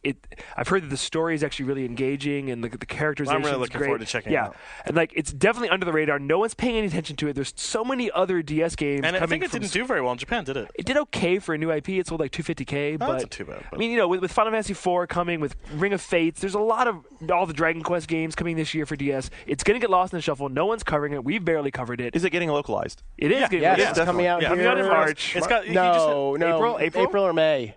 I thought April it was May. I think April or May. It's spring, sometime in spring. But you have the U.S. title is The World Ends With You. Yeah. Okay. So pay attention to it. Check it out. If you like Final Fantasy, if you like Kingdom Hearts, buy this game.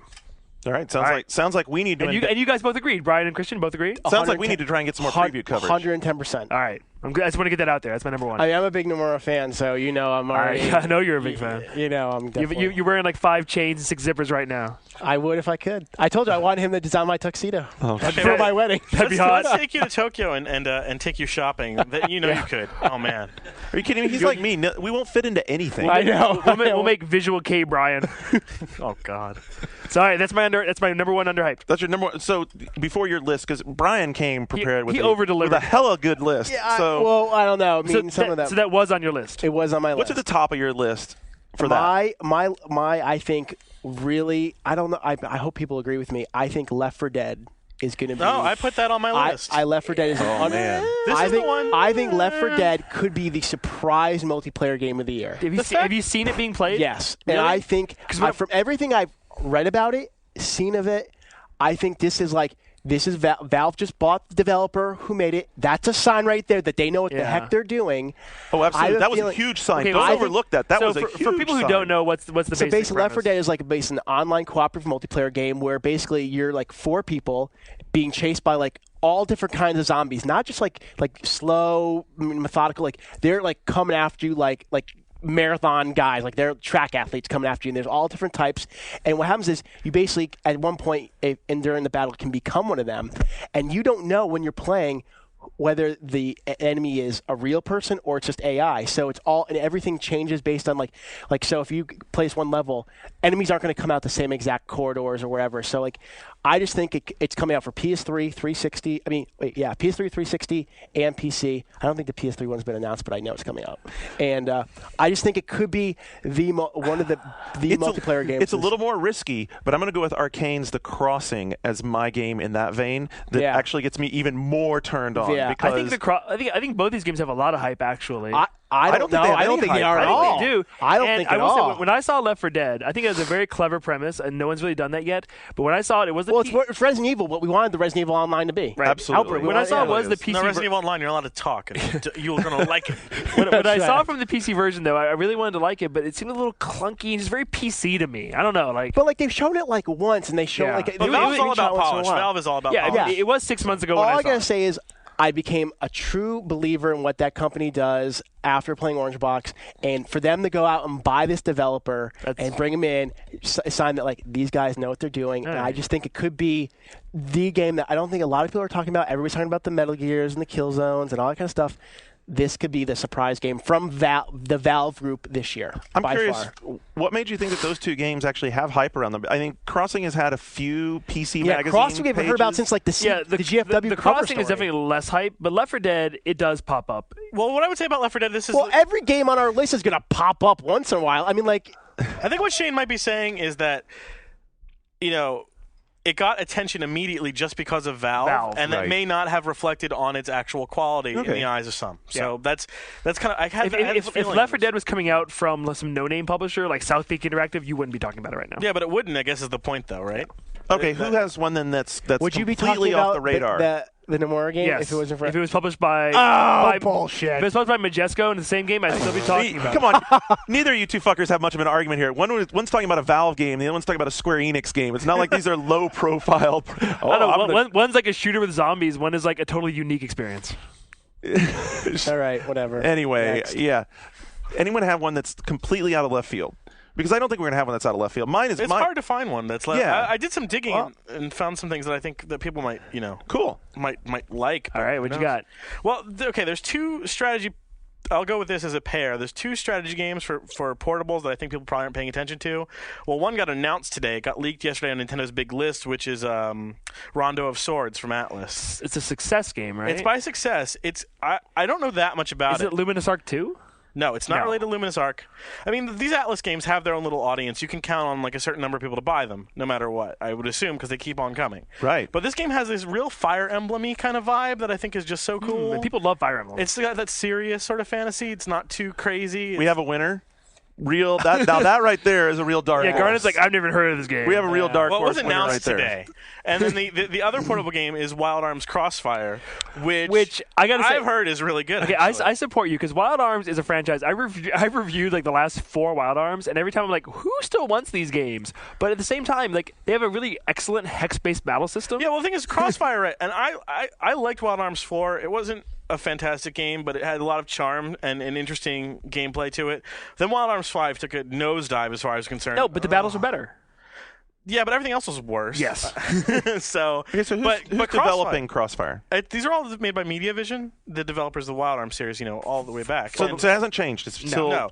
And I met art. these guys a couple years ago, and they're very they're actually they're very committed to Wild Arms as these developers. But Xseed is publishing this, right? Yeah, and Crossfire is a PSP strategy game that's got 2D graphics, so about 3 people even know it exists. Even though it's called Wild Arms, doesn't mean what it used to. Even everyone's aware it still exists, but you guys, most of you probably played Wild Arms 1. Sure, I haven't played Wild Arms 3, 4, or 5. Nope. So yeah, I will cop to that.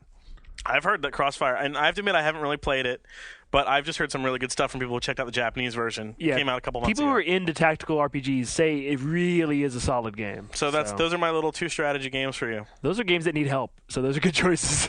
So I guess mine to throw out there, which we talked about before, was I'm going with Mercenaries 2. And the reason Mercenaries... I'm going the other way with that one. Overhyped! No, see, Brian, you can't go overhyped. See, Brian, I think you're wrong. I think Garnet's right here because this game came out as like everyone's excited. Mercenaries came from nowhere, sold 1 million copies. Everyone was impressed. The Mercenaries 2 got announced really early, had a lot of delays. When they finally showed it to us, it looked kind of like shit. No, it looked like shit. It ran at 5. It looked like shit. When they showed it over here at the cliff, it looked bad. It ran so badly, it took on the fun nickname Mercenaries 2 World in Frames. Yeah. Right. No, see, and this is my thing about it is, first of all, Mercenaries, the original one, was a sleeper, and it was a real sleeper because it did hit. It was a game nobody had paid attention to, and it came out. It was really good. Right. And Pandemic wasn't on anybody's radar. And I fucking love that. Now they're game. on everybody's radar. Yeah. And they were kind of riding. They were riding some momentum out of that, and then, like you said, they showed the game, and people went, "Oh yeah, nice, okay, bye-bye," so right? It's pushed back a whole year. And it's been pushed back a whole year. There's been almost no media on it. We haven't seen any screens of it. We haven't hardly seen any movies of it. It's like disappeared off of everybody's radar. There's a ton of competition in that space.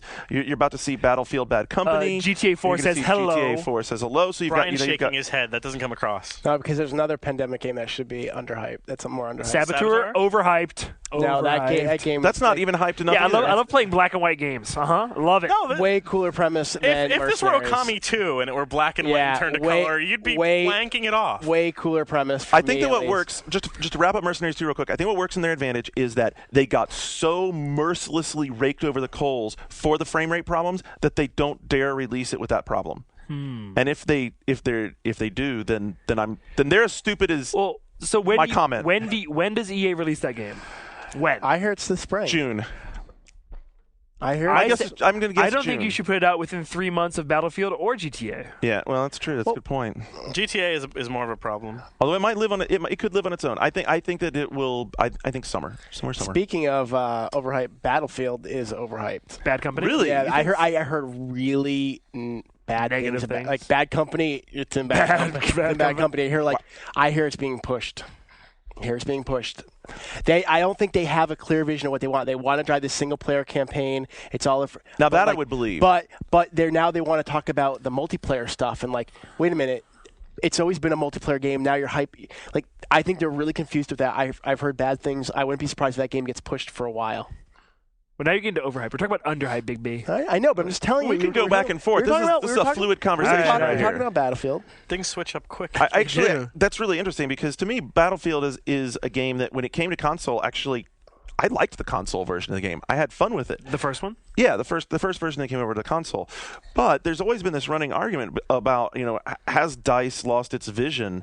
and have they lost their edge, so to speak, in the multiplayer arena? And yet with Bad Company, they want to fool around with like the futuristic PC one was a failure. 2142. Failure is probably a strong word, but it just didn't live up not to up to the apex of the Battlefield, series. yeah. Okay. And it has its fans, but I would say that for me, I thought it was a complete throwaway. I wasn't enamored with it. I wasn't taken by it at all. I didn't buy into it. I tried to get into it a couple times, and because that's a series that creates.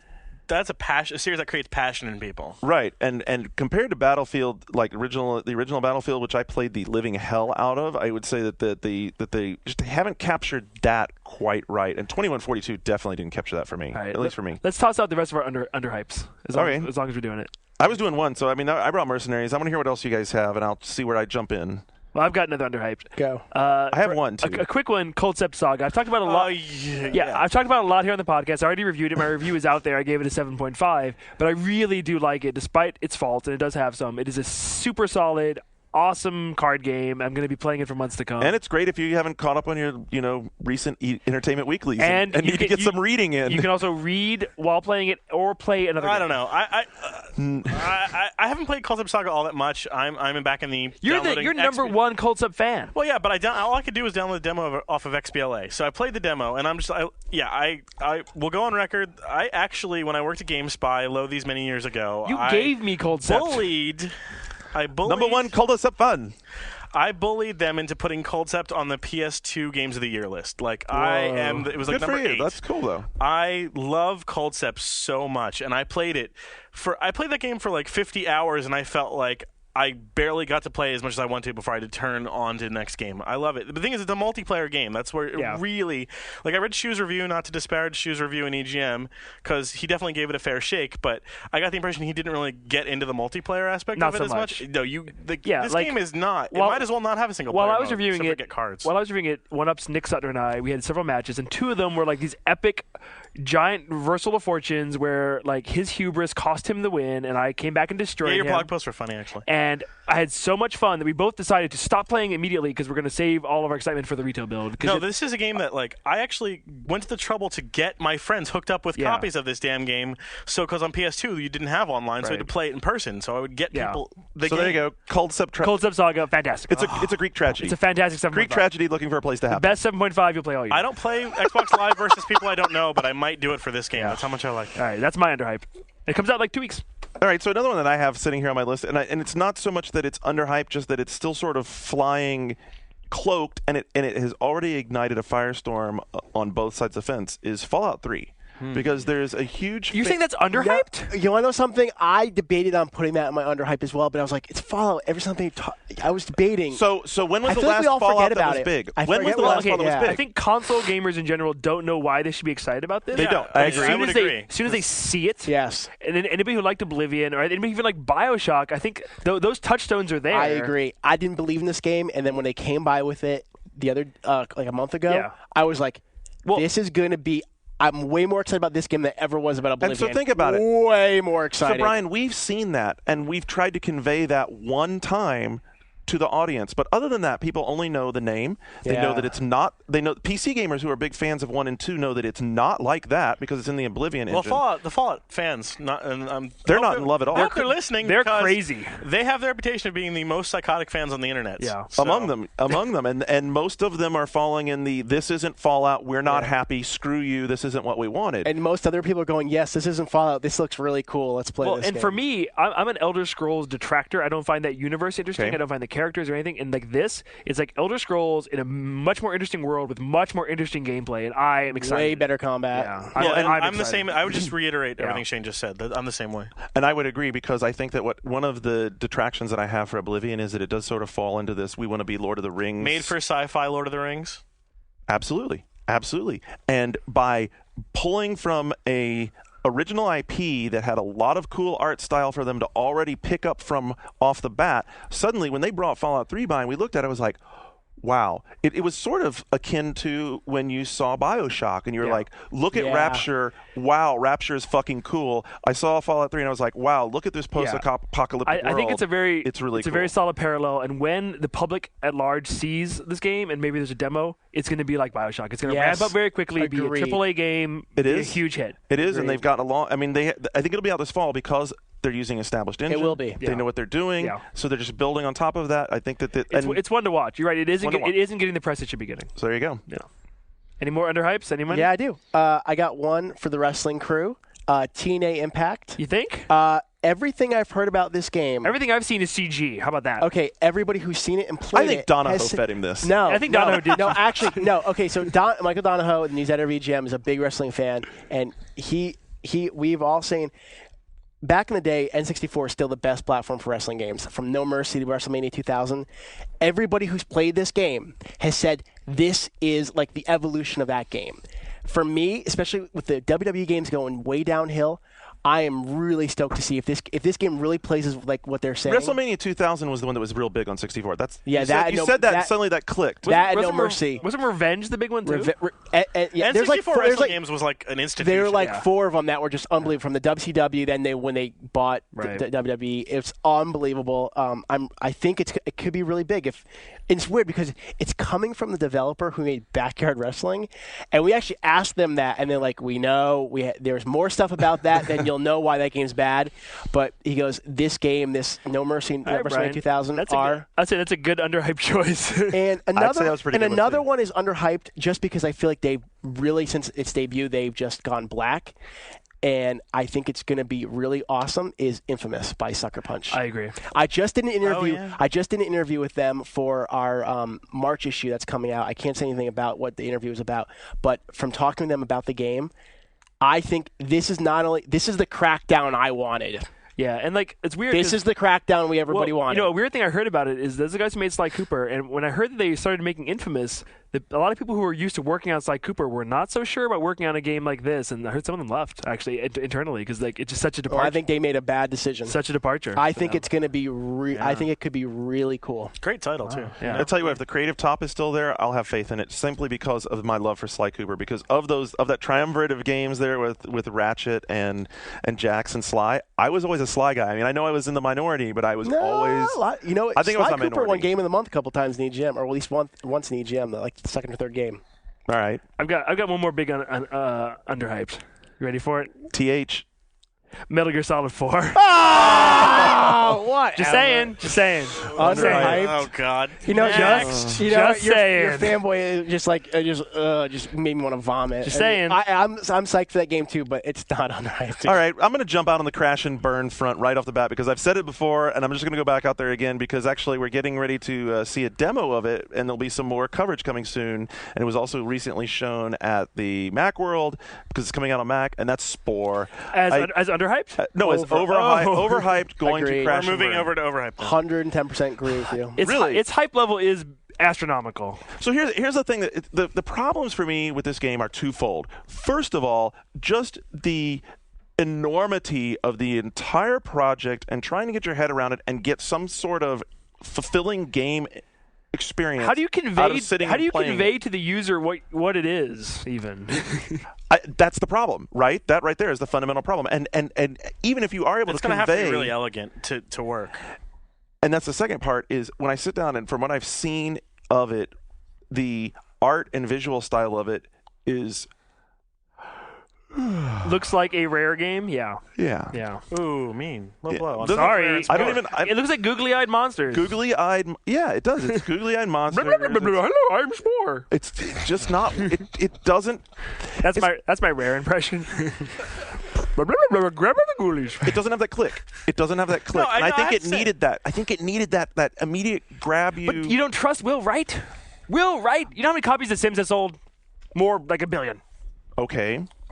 How involved do you? I mean, just out of I don't know what Will is up to right now. No, he's actually he's pretty damn involved. Is he still in Spore? And he said that he's still in Spore, and he said that he's actually made. He came out and said this is the best, most talented team he's ever worked with on any game ever. I don't doubt that because to even get the damn thing finished ever would have to be. I mean, Spore. Okay, so I never really played The Sims because it's a bit kitschy or whatever, not really in it. But when I heard what Spore was about, I was like, yeah, great, that sounds fantastic. And then you're like, yeah, googly-eyed dumbness world. I'm like, oh. Yeah, so it's really ambitious and high level. Then I see the graphics and be like, why does it look like Viva Pinata? Let me ask you this: if you're looking at the game, Sims. So you've looked at it some, a little bit, yeah. What do you think if I sit down on tonight and had a chance to play the game? and I devoted my hour to it, what would be my sit down and have fun takeaway from it? When you start playing the game for the first hour, I imagine or even into it some point. I think it's going to be a slow burn. When I think that's my concern, is it's going to be such a slow burn that it's never going to get... You're creating civilization and galaxies. You're creating and shit. life. When I think of Spore, I think of something that's so ambitious, and we're going to do this, we're going to do that, we're going to do that, we're going to do this and this, and it's so much stuff. Nothing, not one. They're not really fleshed out. Let me contrast it to the Civilization series, because I think that in that sort of epic scale. But that's not the audience they're going for. They're going for the mass market. I think the secret. And this is not a mass. And this is not a mass market. Well, that's the thing, I agree. right? But it has to be. It doesn't have to be. Why does it have to be? Because that's what Will Wright's games are. Well, no, Sims is the cash cow that can make Spore possible. Whether or not it's not going to become as successful as the Sims, but they can do Sims party hats pack, and they'll sell 6 million copies. Sims Chihuahua outfit pack. Yeah, it's so. So then why? To finish my thought on Civ, here's the thing about Civ is that from the outset, and it just gets more sophisticated as you go, every turn you have important decisions to make. So even if you sit down for 30 minutes to play half of a turn, you have a lot of thought-provoking, engaging, I have to make decisions, and these decisions are going to have impact, and I want to see what's going to happen 2 or 3 turns from now from the result of what I've just done. I'm not sure that Spore is going to have even that immediacy of payoff to it. What I would say about Spore, and just some of my thoughts is, I think it's fantastic that Will Wright is being given free reign to do what he wants and make this incredibly ambitious game. And if it doesn't work out for us, that's too bad, but I like being in a world where that can happen, And I think that sight unseen, but the flip side of this is because it's Will Wright and because it's The Sims and everything, people are going, it's going to be amazing. Yeah. But they don't know. They just don't know. That's true. So there you go. That's true. So that's why it's overhyped. It's a good point. Crash and burn game? I'm going Killzone 2. It's on my list, too. It's on my list. Killzone 2. What? And actually, what I recently heard, even why I think this is overhyped, people are thinking this, based on the video, how graphics aren't everything. We've learned that. And I think people are just basing this on how well it looks. The first game wasn't as good as everybody says it is. It wasn't bad, but it was like a 7.5 or an 8. But 7.5 or 8. I remember Skip playing it across the cube wall from me. Motherfucker. Yeah, and Skip wrote a 7. And right. I mean, honestly, I've heard recently that it's coming out this year, no matter what state it's in. That's a bad line to hear. No matter what state it's in, it's coming out this year. I've heard something else. I've heard it's coming sooner than you think. Yeah, and that means trouble. Well, it can't be out at the same time as Resistance. That would be stupid. I was about to say, I thought the conjecture now had become that Killzone was an 09 title. That changed in the last 48 hours to now sooner than you think, which makes me think Resistance 2 is going to steamroll it. Even if Killzone 2 is good, we've already seen how feature complete and wacky feature complete Resistance 2 is with 60-player online, 8-player co-op. Killzone ain't gonna have that. Yeah. Okay. So I'll tell you one thing. I know I'm really after hearing everything about the Resistance 2, and you guys know I'm a big Insomniac fan. I think it's awesome. I think 60 is way too much for multiplayer. If I was them, if your game's not great at 16. Don't go increase it to 60. Are you telling me if the 4- and 8-man squad thing works, you're not excited about that? I do, but I just think 60 is pushing it way too much. We'll see. Let me ask Andrew a question. So you reviewed Killzone 1. Yeah. If the frame rate had worked, give me a number. 8. So an 8, that's a damn good score. People are expecting it to be like a 12. Yeah, I think Killzone 2 could very well be an 8. I mean, that's not outside the realm of possibility. But I'm just saying the expectations for this game are astronomical. Yeah. Here's why I think you're wrong about it being a flop. First of all, I don't think it's going to be a flop. Okay. Underdeliver. As I said last week. Overhyped. Remember about 2 weeks ago when I said, Killzone 2 will underdeliver and Resistance 2 will overdeliver? Well, look what happened. And let's look at Insomniac's track record. Every second game of a franchise they release is usually pretty kick-ass. Ratchet 2 is still the best. Still the best. I have a feeling Resistance 2 will fall in that same way. And I conjectured at the end of Resistance that they were loading the gun for 2. I mean, 2 looks... Yeah, I mean, no argument about that. One was a launch game, the second one's not. Yeah. I'm not yet convinced that Killzone 2 is going to be a failure. All right. Or not, I don't think it's going to be a failure. Underdeliver. I don't think it's going to underdeliver. Creative failure. I don't think it's going to underdeliver. I think that. Wow.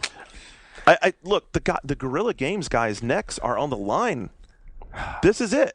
If Killzone 2 doesn't deliver, there won't be a Guerrilla Games. We'll see. I think they were bought by Sony though. Yeah, but they'll be kicking around. It's still. I'm not gonna say it's not gonna sell.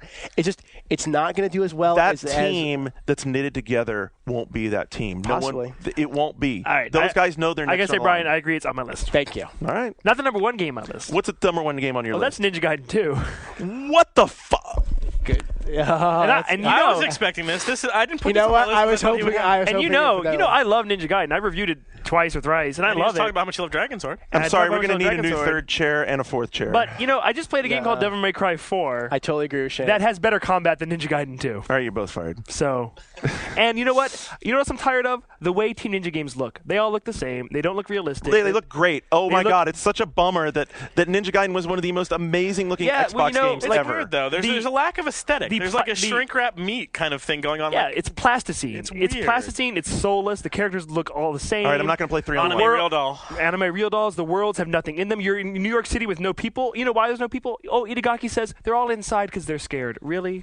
That's why there's no people in this city? You know what? He's exact. I mean, I love Ninja Gaiden, and it's going to be a great game. Yeah. But the bar's been raised, fools. And I was saying, I don't see that big of a jump visually between 1 and 2. Well, and in terms of gameplay, between Sigma and in terms of gameplay, there's no leap. You cannot switch weapons on the fly. You can do that in Devil May Cry 4. Wait, you can't switch weapons on the fly? There's it pauses. The game pauses when you switch weapons. But you can switch them as you're running around the level, right? You bring up a menu, the action pauses, you press up, you switch to the claw, it brings back to the action. In Devil May Cry 4... Itagaki, please fix that. Yeah, in Devil May Cry 4, you can switch on the fly. That's while you're doing a combo. You have to do that. I mean, otherwise it would... Right. But it doesn't necessarily be in a combo, but it can't be in a menu. But do you really think Ninja Gaiden 2 is going to have the impact Ninja Gaiden? No. No, it isn't. Because it also has competition. And how it has a lot of competition. Yeah. And guess what?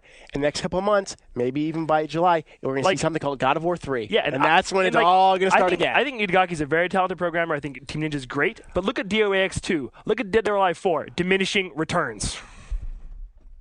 Agreed. I'm breathing and I'm counting to 10 before. Saying, dude. Look, okay, this is insane conversation because first of all, you're discounting the entire evolution of Ninja Gaiden, which is Ninja Gaiden was a game. What evolution are you talking about?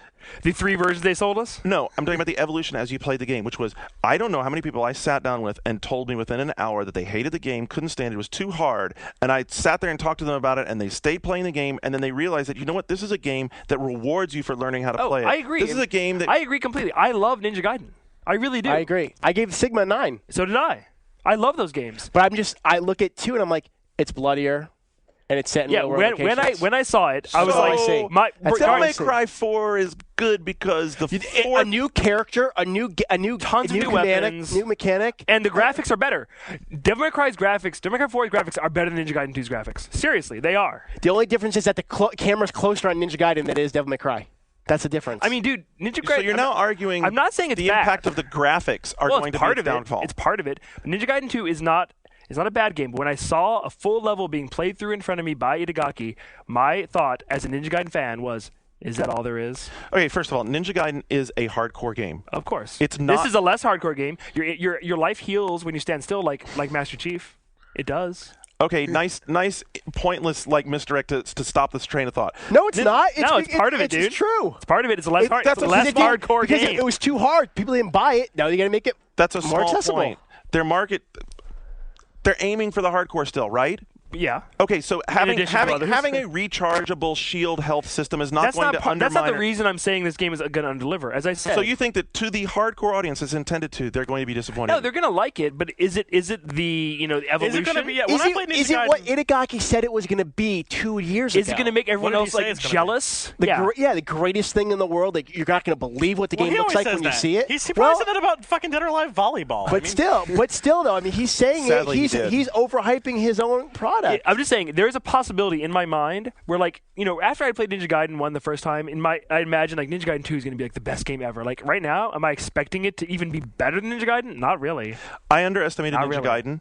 I hated Ninja Gaiden until I learned how to play it, and then I was like, oh my god, nothing can hold up to this. This is amazing. It's a really the sense of reward of learning how to play Ninja Gaiden and learning the combos and learning how to play and understand and play the game was such a moment that I have confidence that 2 will give me that feeling again. I mean, if it doesn't do that, I will be confident that it's going to be a really good game, worth buying, worth playing through. I'm very excited for it. But I think it's going to be game of the year. You think it's falling out of the AAA slot? Yeah, I don't think it's going to be game of the year by in any stretch of the imagination.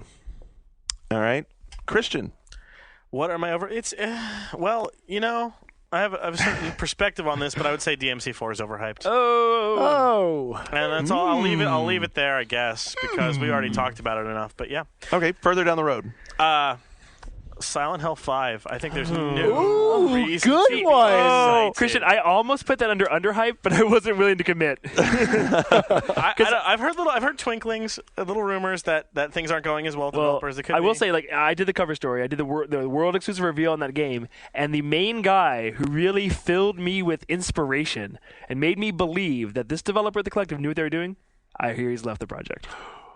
Oh, yikes! That would be bad because you did come back very enthusiastic. I did. Shane came back. So he came back. Did you talk to him after he came back from that cover story? No, I don't think so. No. He was he was amazingly like enthusiastic. Like 2 Human style. It was, love it. I don't know. I mean, I'd say I was less enthusiastic. He was less. He was less. So we might as well. So which side of it? Since we had this big argument in the break about 2 Human, which side of the fence? Overhyped or underhyped? Underhyped. Really? Still underhyped? How can that fucking game be underhyped? I don't know, but the hype got bad. The hype did get burned. bad. Yeah, it's backlash now. Like all Dennis gets is backlash. Well, the thing about 2 Human. Okay, about Silicon Knights is I've always looked at their games and always wanted to play their games, but then I felt their games had a fundamental flaw or something that kept them from being as good as the ideas that the games contained. I hope 2 Human is that game, the game that can live up to their vision. But if it ain't, 3 strikes and you're out. 2 Human, brute force. No. Overhyped. All I'm going to say is I haven't seen it in a while. Who here has played the game for over an hour? Oh, that's me. Yeah. 2 years ago. And you've never seen online co-op, and you're saying it's better than a game that me and you pretty much agree is one of the best online games ever. I think I said it's better than Phantasy Star Universe. You said online. Oh, I meant you said online. I meant and we'll rewind, but don't dare say that yet. Don't even dare bring those two in. Don't even talk in the same sentence. Well, it's the sequel to PSO you've always wanted. You know what? You're on fucking crack. All right, well, we're going to let Shane and Brian relive some of their PSU moments here while we take a little break, get ourselves back. One more, just real quick. Overhyped. Sure.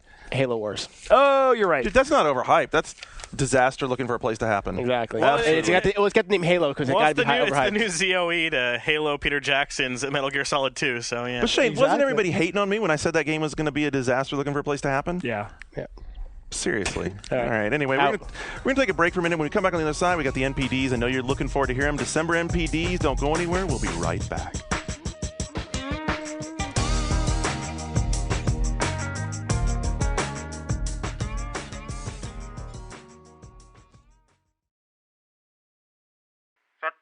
Tell people why you listen to GFW Radio.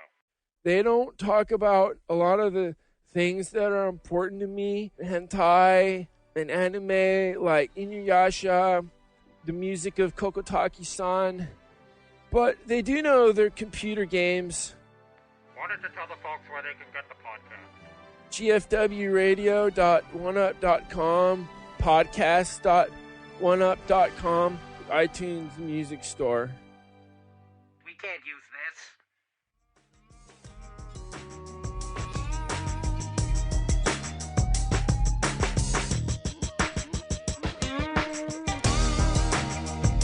All right, and we're back. And as soon as we went to break, everyone was like, "No, wait, wait.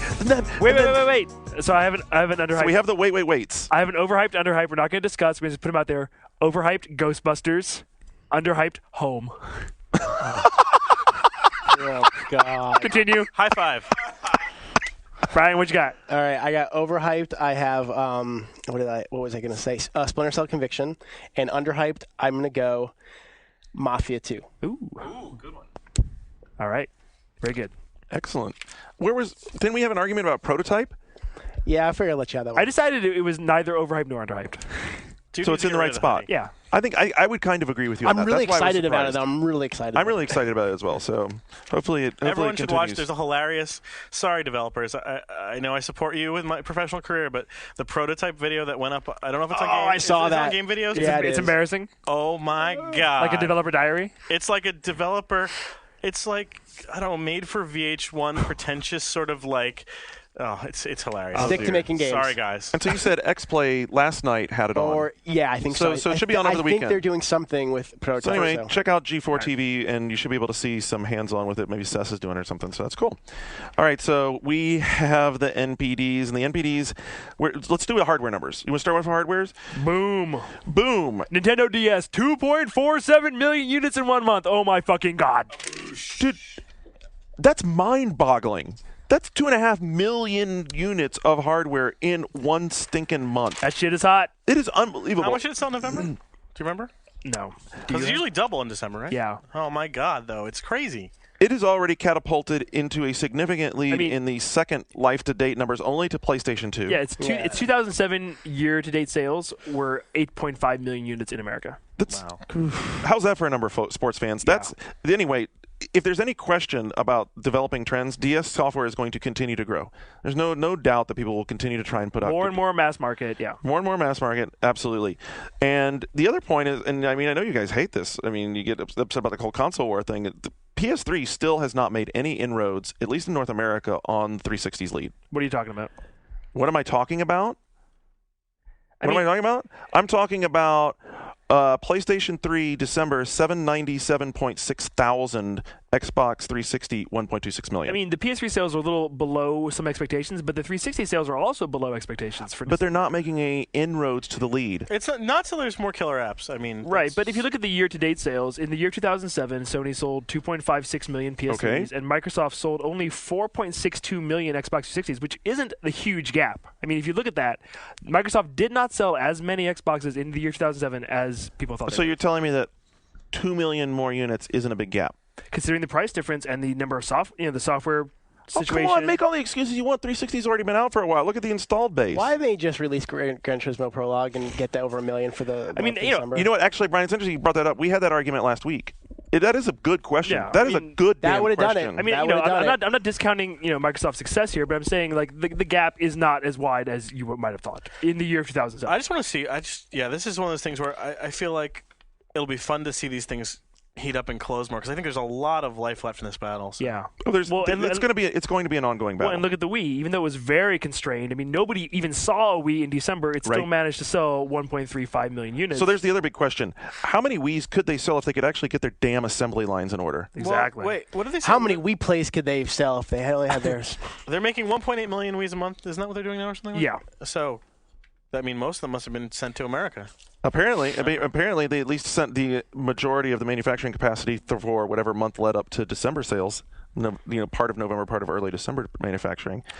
Interesting overall numbers. PlayStation Portable, I think, after we were getting excited about it, 1 million, not that exciting, really. Really? I think that's excellent. It's excellent, yeah. I mean, think about it. And on the way, you have Patapon, you have Crisis Core, and you have God of War coming out within the next 3 months. Yeah, but look at that number's going to skyrocket. New piece of hardware, Christmas sales, bundles, and I don't think it's that bad with the lack of software. I think PSP is rallying. Actually, I mean, look at what it sold in 2007. I mean, it's still very valid. 1 million is nothing to sneeze at. The thing I'm not sneezing at it. I'm saying don't you sneeze. What's depressing to me about this whole thing is that games like Ratchet, Uncharted, Heavenly Sword didn't do enough to push PS3. Well, I mean, they didn't do enough to push PS3, and PS3 didn't put in enough base to give them the numbers they should have gotten. Because those are games everybody should be playing and buying. But really, everybody did well. I mean, especially if you look at the the families, the Nintendo family's huge. I mean, the PS2 sold more units than PS3 in December. Big surprise. It still sold 1.1 million units. Well, isn't it selling for like $5 now or something? It's still $129.99. Wow.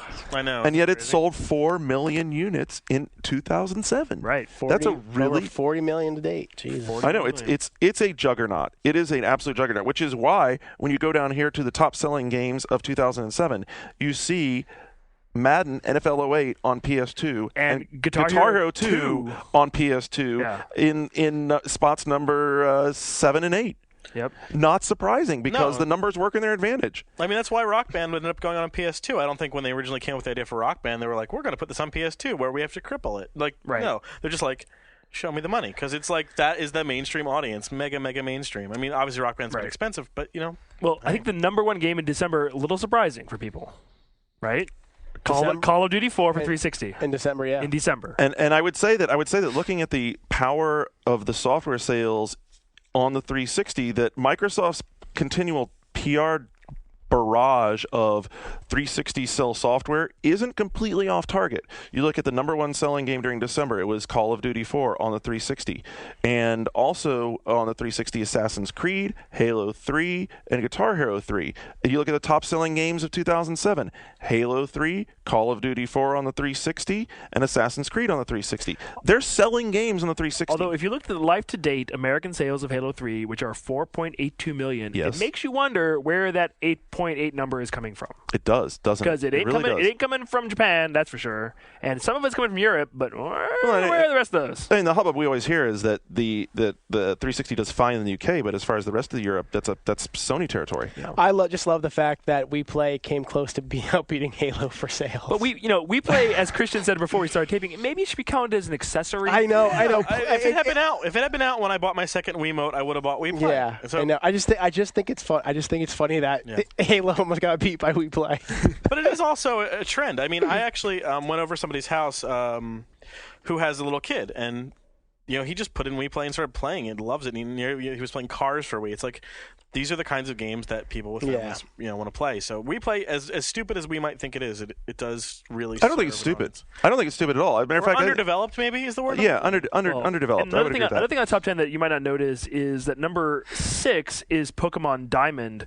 Pokemon Pearl is around like 11 or 12. If you add those together, it's actually number 2 game of the year. If you're looking at looking at the year to date. Yeah, it's actually Has anyone ever done statistics on how many of those are? I mean, it's probably impossible, but like who buys both? Yeah, how many people buy both versus how many people only buy one? I only bought one. That'd be interesting statistics that are probably impossible, but yeah, Assassin's Creed 360, 1.87 million, big hit. Big hit. Also, Super Mario Galaxy. Marketing and salespeople for that should be rewarded. Jade Raymond. The biggest, because I can't believe that game sold that well. And Super Mario Galaxy certainly came home and scored the way that it needed to. 2.5 million. I mean, in Japan, it's been a bit of a slow burn. It's creeping its way to 750K, but in America, we know quality here. So you brought up Japan, and I'll do the tie-in here, which is that we also had a article in this week's issue of Famitsu where they did the top 100 selling software of 2007, and there's some interesting correlations. DS Mania. Well, let me tell you the first correlation that jumped out to me, which scares me because it means that there's going to be a 9 and a 10 and a whole DS line, and that's Mario Party 8. Mario Party, terrifying. Mario Party 8 is the best, or Mario Party DS rather, is the best-selling Mario Party game ever in Japan. All right, so we have Mario Party 8 as the number 8 seller in Japan with over 1 million sold for 2007, and the number 10 in America with even more, almost 2 million sold in North America. Stop buying Mario Party, please. Yeah, they're fun. They haven't been fun for a while. I mean, at least not for me. I don't know. But there's probably a bunch of kids who've never ever played Mario Party 1 through 7 who are just coming up with their Wii. I mean, then it might be kind of bad. I mean, there's another bad Wii game on there that sold really well, Sonic Mario at the Olympics. It's another mediocre, and this is a conversation we've been having. These are not games for us. Yeah, right? they can thank Wii Sports for those sales because that's what people bought that for. They thought it was Wii Sports. There's certainly no doubt, looking at this list from Famitsu, that Nintendo is dominating the Japanese software market. Nintendo owns number one is Wii Sports. Number 3 is Wii Play. Number 2 is Monster Hunter Portable, absolutely. And we've talked about that on the show before. Yeah. I mean, how popular that phenomenon is. And Nintendo is getting the next one. That's true. For the Wii, so win again for Nintendo. Yep. Number 5 is the Mario Party DS that Christian mentioned. Number 6 is New Super Mario Brothers. Number 7 is Pokemon. Number 8 is Mario Party 8. Number 9 is Dragon Quest 4 on the DS. Number 10 is Brain Age 2. Number 11 is Mario Kart DS. Number 12 is still we just keep on going down. Literally keep on going down. I'm looking for something that is not on Nintendo. Is there a PS3 game on that list This is disgusting. I know that the next game is number 26. Hot Shots Golf 5 is which is Winning 11 2008 for PS2. Yeah. That's when the Nintendo hegemony What's the first broken. PS3 game? Hot Shots. Hot Shots? It's like number 50 or so, I think. Anyway. Dynasty Warriors Gundam is number 50. Dynasty Warriors 6 PS3 is number 48. But I mean, there's just no question. I mean, Nintendo really does own Japan without a doubt. This is true. Anything else you guys were interested? I mean, that's Super Mario Galaxy, like you said, has moved up to number 19. They're up to 750,000 for 2007. Are you still thinking, convinced that's a flop? I mean, no, you're right. It's slow burn. I think it's just a really big surprise in terms of like wasn't like a sure thing. It wasn't a sure thing. It's Japan. It's like, look at the sales of Phantom Hourglass versus the sales of Twilight Princess. Look at the sales of New Super Mario Brothers. What was that, 5 million? 5 million. It's clear that what the audience wants is the accessible 2D, easy to play, handheld versions of these games in Japan. Anyway, we have, I think there's probably fewer people in Japan who will buy a Wii and be real gamers with it. Yeah. So I brought up the other thing I pulled just out of this is a couple of our favorites, which were Owendon and Hotel Dusk, both of which clocked in on the top 100 in Japan. Owendon and incidentally next to each other. Is this Owendon 2? Yeah, Owendon 2 was 75 and Hotel Dusk was 76. Both of them selling close to, just over 200,000. That's good. That's not bad at all. So what do you guys, insights, any further insights, final thoughts, quick recap on the MPD stuff? 2008, it will not be that at the end of the year. Yeah. They will be, I think PS3 will have a big, there'll be many more games, I would say in the top 10. When does the bump come? Metal Gear. Starts, yeah. Yakuza will do pretty well. I want to see, actually, I would love to see if Yakuza could pick up, because I think, I'm not convinced it can, but I think like we're talking about earlier about the theme, the old theme will probably be more palatable actually over here, I think. And then what if Square blesses us with Final Fantasy 13 in December? That's not coming out here this year. I'm saying, but in Japan. In Japan. I think in Japan it'll be a fall release, December.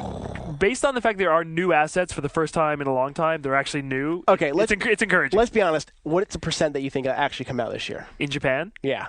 I don't know. I would love for it to make it out in December. We'll see. I would say this fiscal year. Yeah, this fiscal year. So March 2009. We'll see. I think it'll be out in December. I would think it'll be out in December. They usually come out in the beginning of the year, though, in Japan, Final Fantasy. Do they? Is there a track record for that? Yeah, and then it's like 12 years to translate for us. Yeah, I mean, you could give It'll be out December 21st in U.S. Yeah. All right, so moving into other news, Xbox, one of the offshoots of it selling so well over the Christmas season was apparently they forgot to plan for the number of people that would be turning on their Xbox Live accounts. And a lot of people have been upset about that. And if you've been following Major Nelson, who was keeping us up to date, he was even, I mean, God bless the guy's soul, he was actually Twittering from home on the weekends while shit was happening and saying, hey, we're working on it, we're down on it. Unfortunately, he's been shut down now because there's a class action suit. Oh, I feel so sorry for him. You're right, Garnet. He really deserves our No, I mean, it's cool. Thoughts. I think it's cool that he went to the effort to try and keep people informed. He works for Microsoft. I mean, we've talked before about why he hasn't come on the show. It's because he's a PR guy. But there are not many PR guys that sit at home on the weekend doing Twitter feeds so that you know what the hell's going on with their service, right? Yeah. Okay. You don't have no comeback for that. So look, anyway, there are these guys in, where are they from? They're from Texas someplace. They're upset they couldn't play Call of Duty 4 or Halo 3. They got a lawyer. They started a class action suit. Their lawyer's name is Jason Gibson. They've added apparently they've added at least 50 plaintiffs to their class action suit.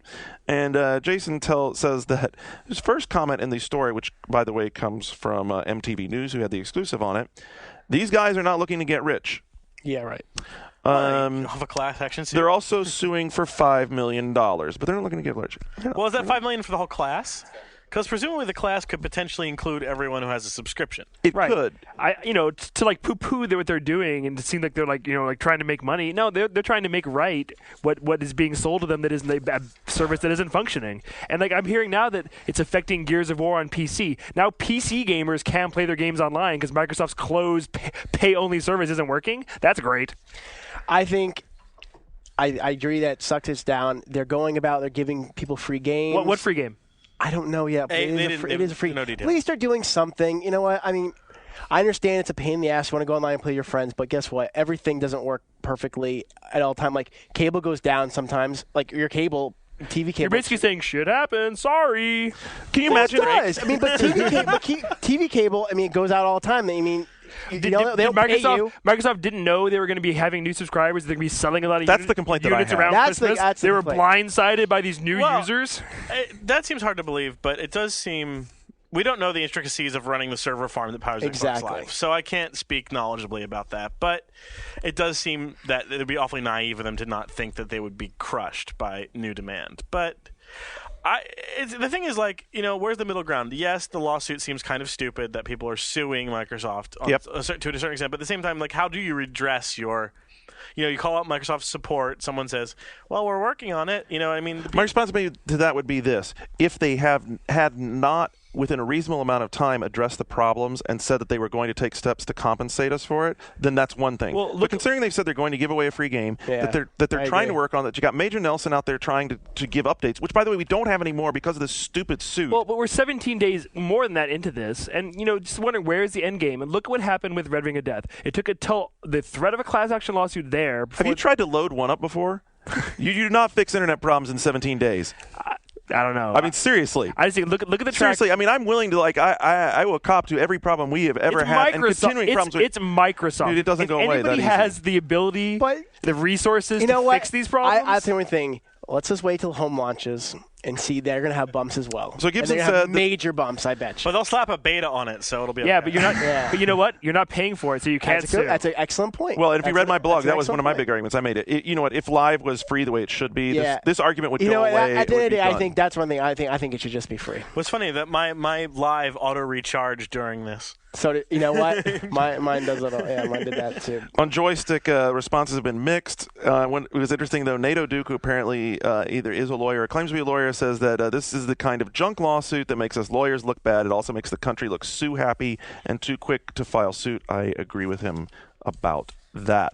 On 420 blog, which is where the Call of Duty 4 developers keep up with the community, they had a post recently, and they talk about a lot of mod tools and some thoughts. One of the things that was very interesting that came up was they've been pulling numbers over the holiday season on their server farm, and they found what they termed disturbing number of PC players who are playing bold enough to play multiplayer with stolen and cracked CD keys, which begs the question of piracy again. And I think this is going to be a huge issue during 2008. Is that really anything new? PC gamers going to still crack keys and playing? But the fact that major PC releases in 2007 all sold pretty poorly. And way lower than expectations, and made people wonder, hey, what's happening here? And it seems like a larger and larger percentage of savvy PC gamers are stealing these games. Well, the thing is, also, we don't know where the players are located. I mean, if you go to Asia, and I've been to Thailand and been to a game shop in Thailand, and the guy hands you a Case Logic binder full of games. It's not like going to Best Buy. This is a mall in a city. This is not secretive. So it's maybe all this play. I'm not. Maybe. And I still remember a study from a few years ago where 10% of Chinese consumers admitted to purchasing non-pirated games. Yeah, it's terrible. It's a huge problem, and it's definitely a question that the Games for Windows platform has to address if they intend for PC gaming to get on good footing.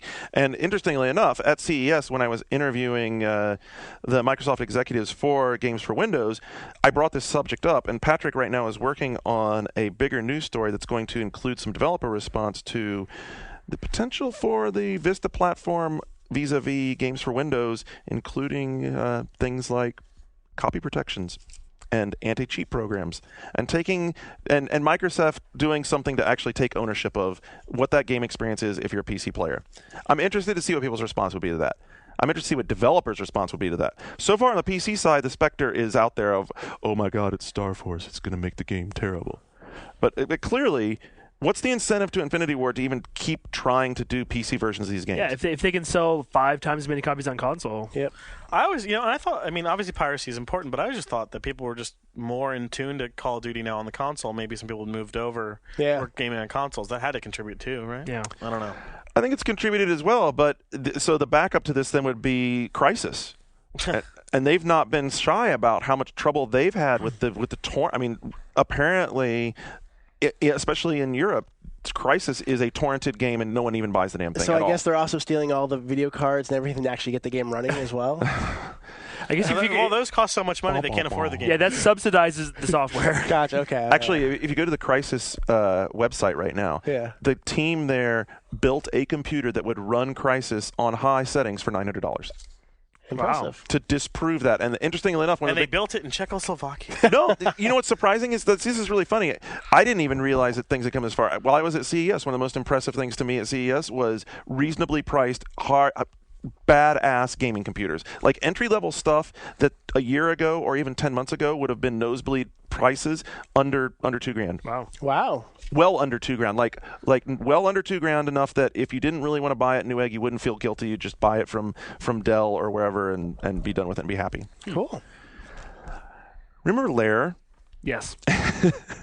Well, apparently, from Matt Casamassina over at IGN, he's breaking the story that Julian Eggebrecht has committed to taking Factor 5 back over to the Nintendo Fold. They're going to be developing it. But not so much. Not so much. I mean, I still heard they're developing. You're contradicting this. Two just PS3 games, right? Just because they're making a game for Wii doesn't mean they're not making PS3 things and not making things for Sony.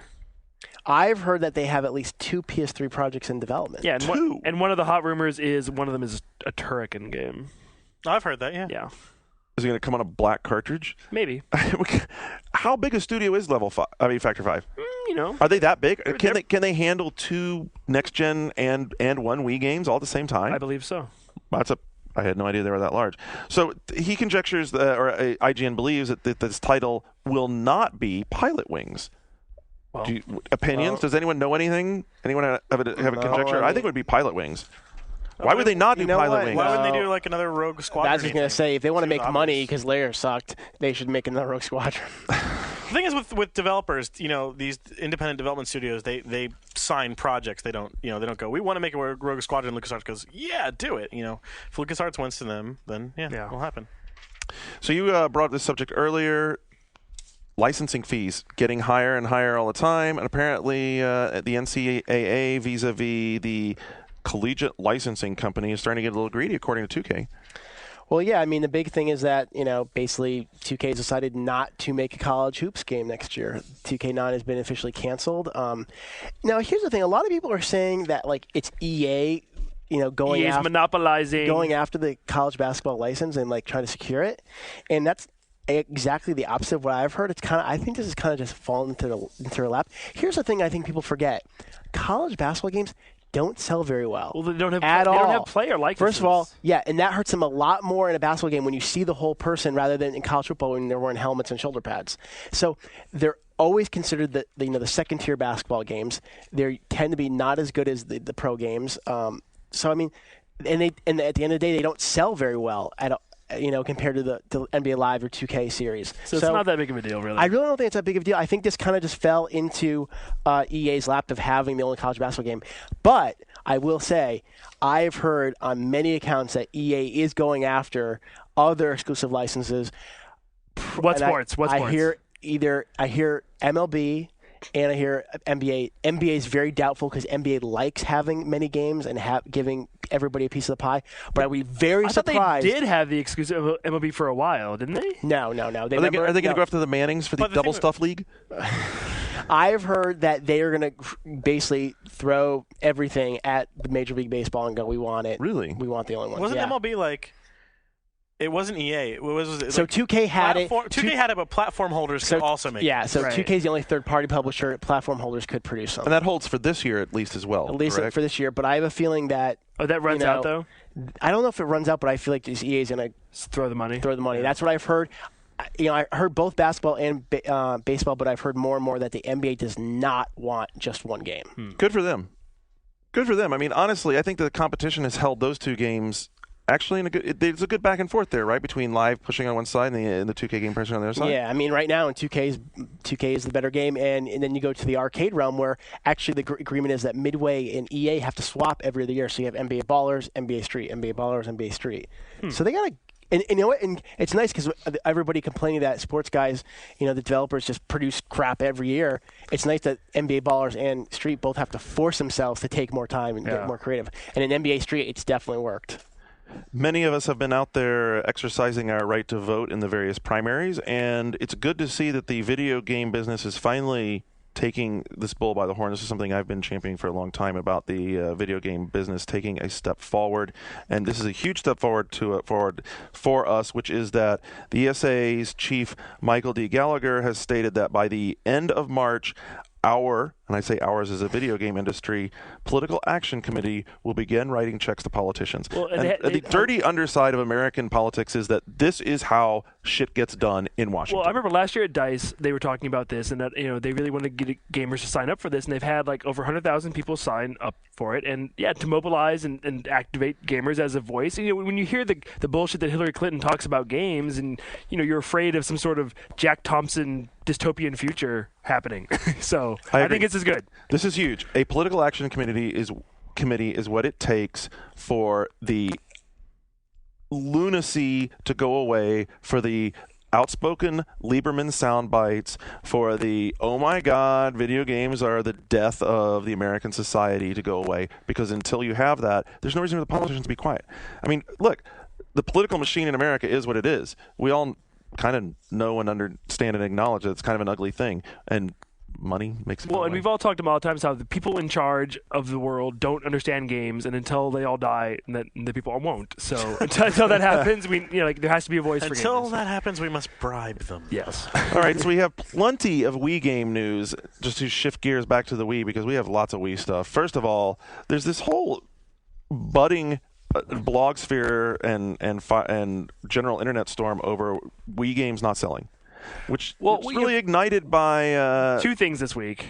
Suda51, the guy who made No More Heroes. That was where that's the kicking off point which that I has had. been one of the games that Wii fans will point to as the savior. Like, oh, this is a serious, real game from a third party for real gamers. Okay, so from a third party, made from the ground up on Wii. It's the cavalry's coming. So from CVG, let me very quickly give you his quotes. He said, whilst the sales weren't as high as I had hoped for, other titles for Wii aren't selling so well either. Only Nintendo titles are doing well. This isn't just because of the current situation in Japan, as this is happening outside of Japan. Actually, I was very surprised about the reality about Wii, because before I was making this game, I wasn't expecting that the Wii would be a console targeted only for non-gamers. I expected more games for the hardcore. Right, which is weird because it's a catch-22, because his game was one of the games that was supposed to change it, and then it failed, so he's like, well, I didn't know. Well, the thing is, like, when he started this project, it was years ago, and the barometer wasn't set, and even if you, this ties in again to Super Mario Galaxy not doing as well in Japan. It's not just the third-party games, it's the games not doing as well in Japan. Super Mario Galaxy obviously has a big leg up because of what it is, and it still can't break 1 million in a reasonable time frame.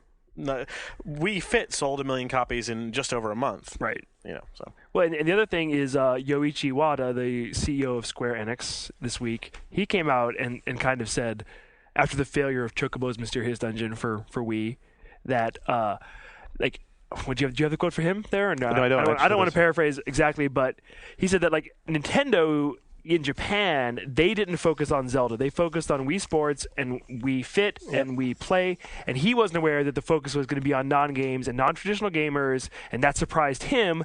And so that moving forward, they're viewing Wii as a toy.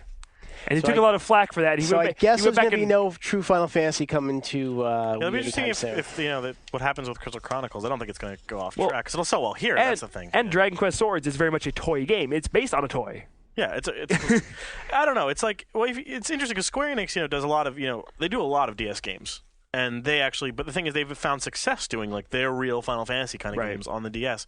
They also did a line of training games. They have the shark jumpingest DS game, which is my favorite one, which is watching a dog listen to classical music. No, okay, that one's good. That's by Innis, by the way. Oh, really? Yes. Really? Yes. That's an Innis game? Now I want to play it. But no, it's called Wine no Hajime Kata, which means how to begin enjoying wine. Oh yeah. It's a game to compete with EA's Sommelier DS. That's a real game, also. Well, I can tell you one thing. One thing he was not off about, which is that Nintendo is very successful with first-party titles on Wii. And Famitsu has confirmed that, at least for Super Smash Bros. Brawl, awarding it a 40 out of 40. The rare 40 out of 40.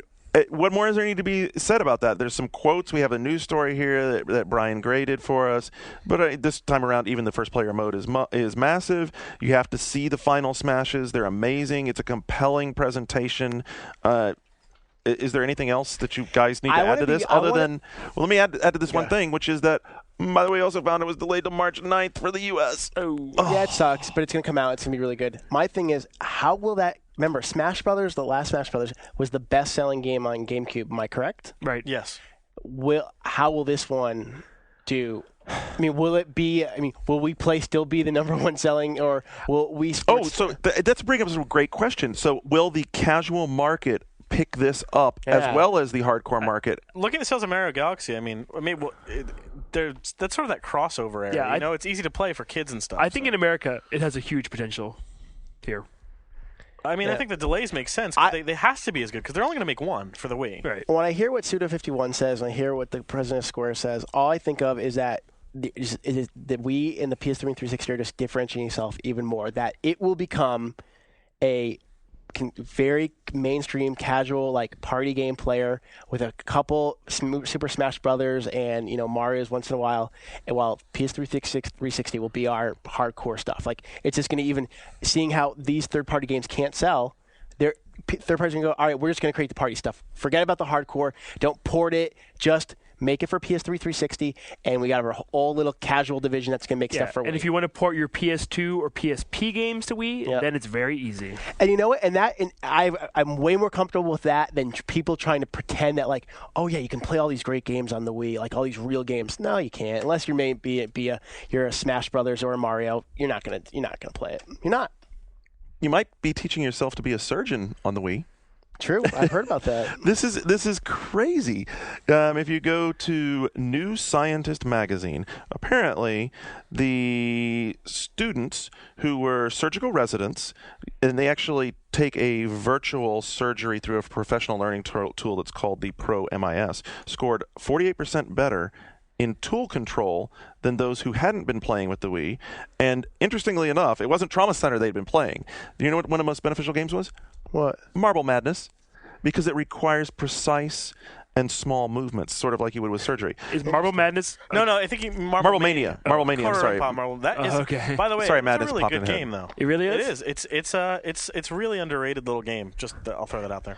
So one of the contributing doctors, Dr. Cahol, said that the whole point about surgery is to execute small, finely controlled movements with your hands, and that is exactly what you get playing the Wii. It'd be interesting because maybe we'll see some development of stuff other than just bowling and swinging a tennis racket. Do we all agree that there's a lot of room to evolve the Wii as far as gesture manipulation? Amounts of, but I think it's up to Nintendo. They have to lead the charge. That's sad, though. I mean, maybe someone else will do it. Maybe someone else will bring it. You know what? Maybe it's not up to Nintendo. Maybe it's up to someone in the third party to get it right.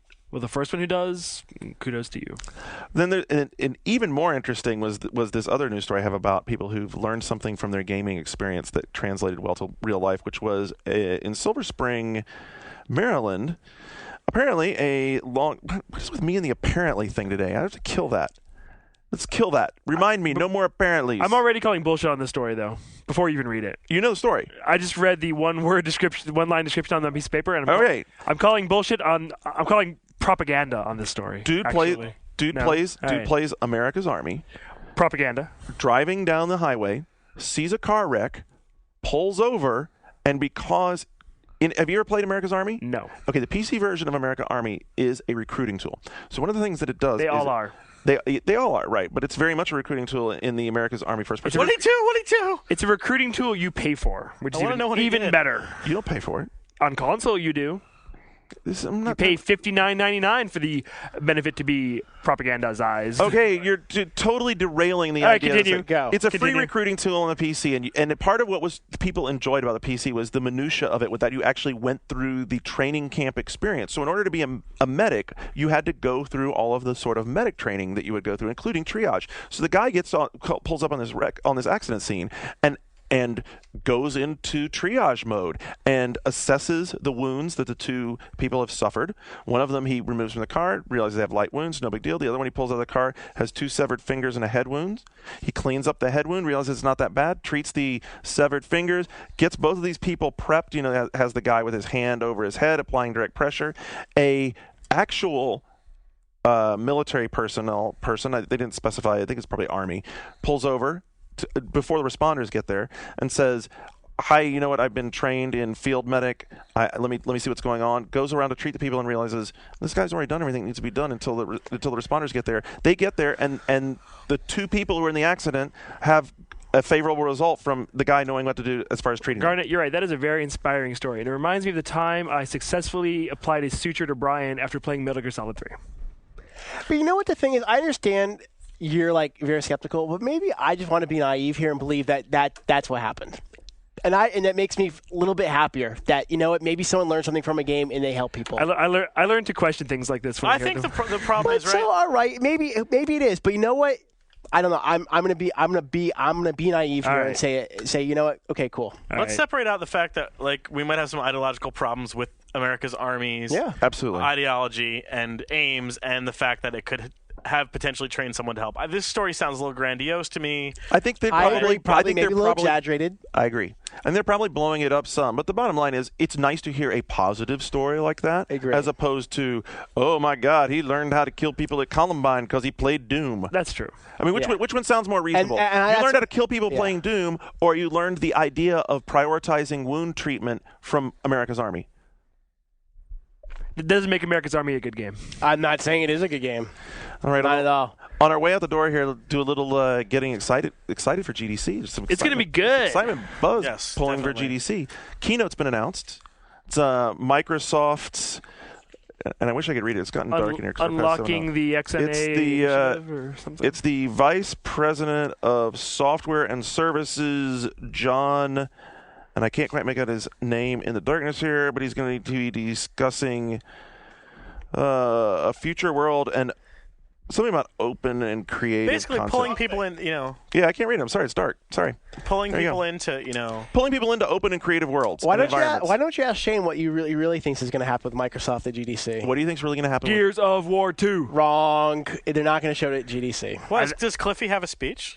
You're saying they're going to take this over and turn it into Cliffy B Hour? Epic has among the largest booths at GDC, and I understand that's interesting. They have a lot.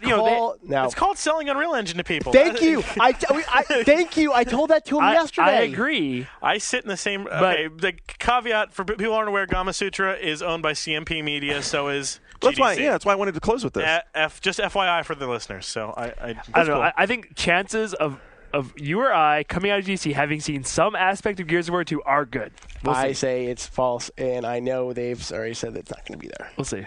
I think you might see some new element or some better selling point for Unreal Engine 3 because I think Unreal Engine 3 starts to face some pretty tough competition. I mean, we're starting to already say around the office we're getting fatigued with the engine. We're getting fatigued with the Unreal Engine 3 games. We'll see. Any disagreement? I totally agree with you, and I totally disagree with Shane. What do you think? Do you think the Unreal Engine games are just getting too samey, or what? Yeah, I feel like they all have that same dark, shiny look. I would say, is the engine even done yet? I mean, why? Is that due to the engine, or is that down to the fact that people are just ripping off Gears of War because it's successful? Yeah. A little of both. Yeah, it's probably a little both. I'd say don't count it out when it isn't even done. Which Unreal Engine? Oh, any of them. Yes, I agree. What? Jesus. It's a moving target. Mark, don't call me. Call Shane. That's Shane Bettenhausen. That's not my extension. That's Shane's You're saying extension. Unreal Engine 3 is completely finished and ready to go for everybody. You know, I don't know enough about that stuff to even Unreal Engine, no. There's a lawsuit. Trust me, about this. Mark Rain. I don't think that. I'll tell you this. I don't think that an engine is ever absolutely completely done. Yeah, because I agree. Each application has to be tailored to the developer's project, and that's actually not one way or the other. As far as I think that Dennis probably has very valid points to argue with Epic about. I think that Epic does try very hard to work with their developers to get the engine to meet their needs. Yes and yes, and I mean most developers I've talked to about using Unreal Engine will come to, I asked them how it's been, and they will say, we have had to yank out part X and write our own version that is better, and we're happy with it. But again, is that because what Epic provided wasn't good enough, or was it because they had very specific needs for their project? More probably the latter than the former. And, and Mark Rain, I don't know how we got on Unreal Engine. We're talking about GDC. But anyway. Because it's a part of GDC. I mean, that's the kind of stuff we're going to talk about at GDC. Yeah. Mark Rain has said that, to me, he said, people should have known it wouldn't be ready for PS3 until we shipped our game. And it's like, yeah, people should have known. I mean, that seems it's a little bit naive. People should have known the contracts they were signing weren't valid. Yeah. So I'm not going to judge the real nitty-gritty going on behind closed doors kind of stuff. But yeah, it's a hot button issue certainly for developers. Definitely. And not everyone is happy with Unreal Engine, and it's not only the ones who have signed on lawsuits. GDC is going to be hot. It's going to be interesting to see how I hold up because I'm actually in a session. Did you hear about this? Oh my God, you're in a session. Are you in the game journalism one? Yeah. I got to come to that because it's being run by someone I never heard of, which would make me a little bit. We're all going to come heckle your session. I'll be there. End guy. Oh, is Zengai running it? No, yeah. Okay, it's a different one than we're talking about. The one I'm going to be in is called Up Against the Wall, Game Makers Take on the Press. Ooh. Yeah, so... no, this isn't the one I was talking about. So we'll be up on the firing line. I'll be up on the firing line along with... I am definitely going to be front row for that one. Who else is on the panel? Brian Crescente. Okay. Actually, Jamil just blogged about it today, so if you want to go check that out, what's Jamil's blog? It's GDC. If you go to the GDC site, his blog's right there up front. GDconf.com is the GDC site. GDconf.com. So, and the time and date hasn't been set for this yet, but it'll be myself, Brian Crescente, Jeff Keighley, Andy McNamara, and Stephen Totillo. Okay, that's a who's team. That's a who's who. Yeah. So we'll be letting the. I have a feeling that given that panel that the developers will be there and forced to kind of just. Yeah, they're all going to be in line. Why'd you get my game this one? You're an ass. We'll be like, yeah, you're right. Well, whatever. Nice. Anyway, it'll be fun. This was a great show, guys. Yeah, it was good stuff. Yeah. This was a blast. Thank you for having me. Yeah, thanks for coming. Absolutely. Christian, you're welcome back anytime. Brian, what do you think? The cherries popped. It was. It was fun. It was fun. I can't wait to see the responses online. Whatever. The responses will be great. So for Brian, Christian, Shane, this is and Andrew, of course. I apologize, Andrew. And Andrew, thank you very much for listening. We'll be back next week. Until then, boards.oneup.com, and we are Ghost.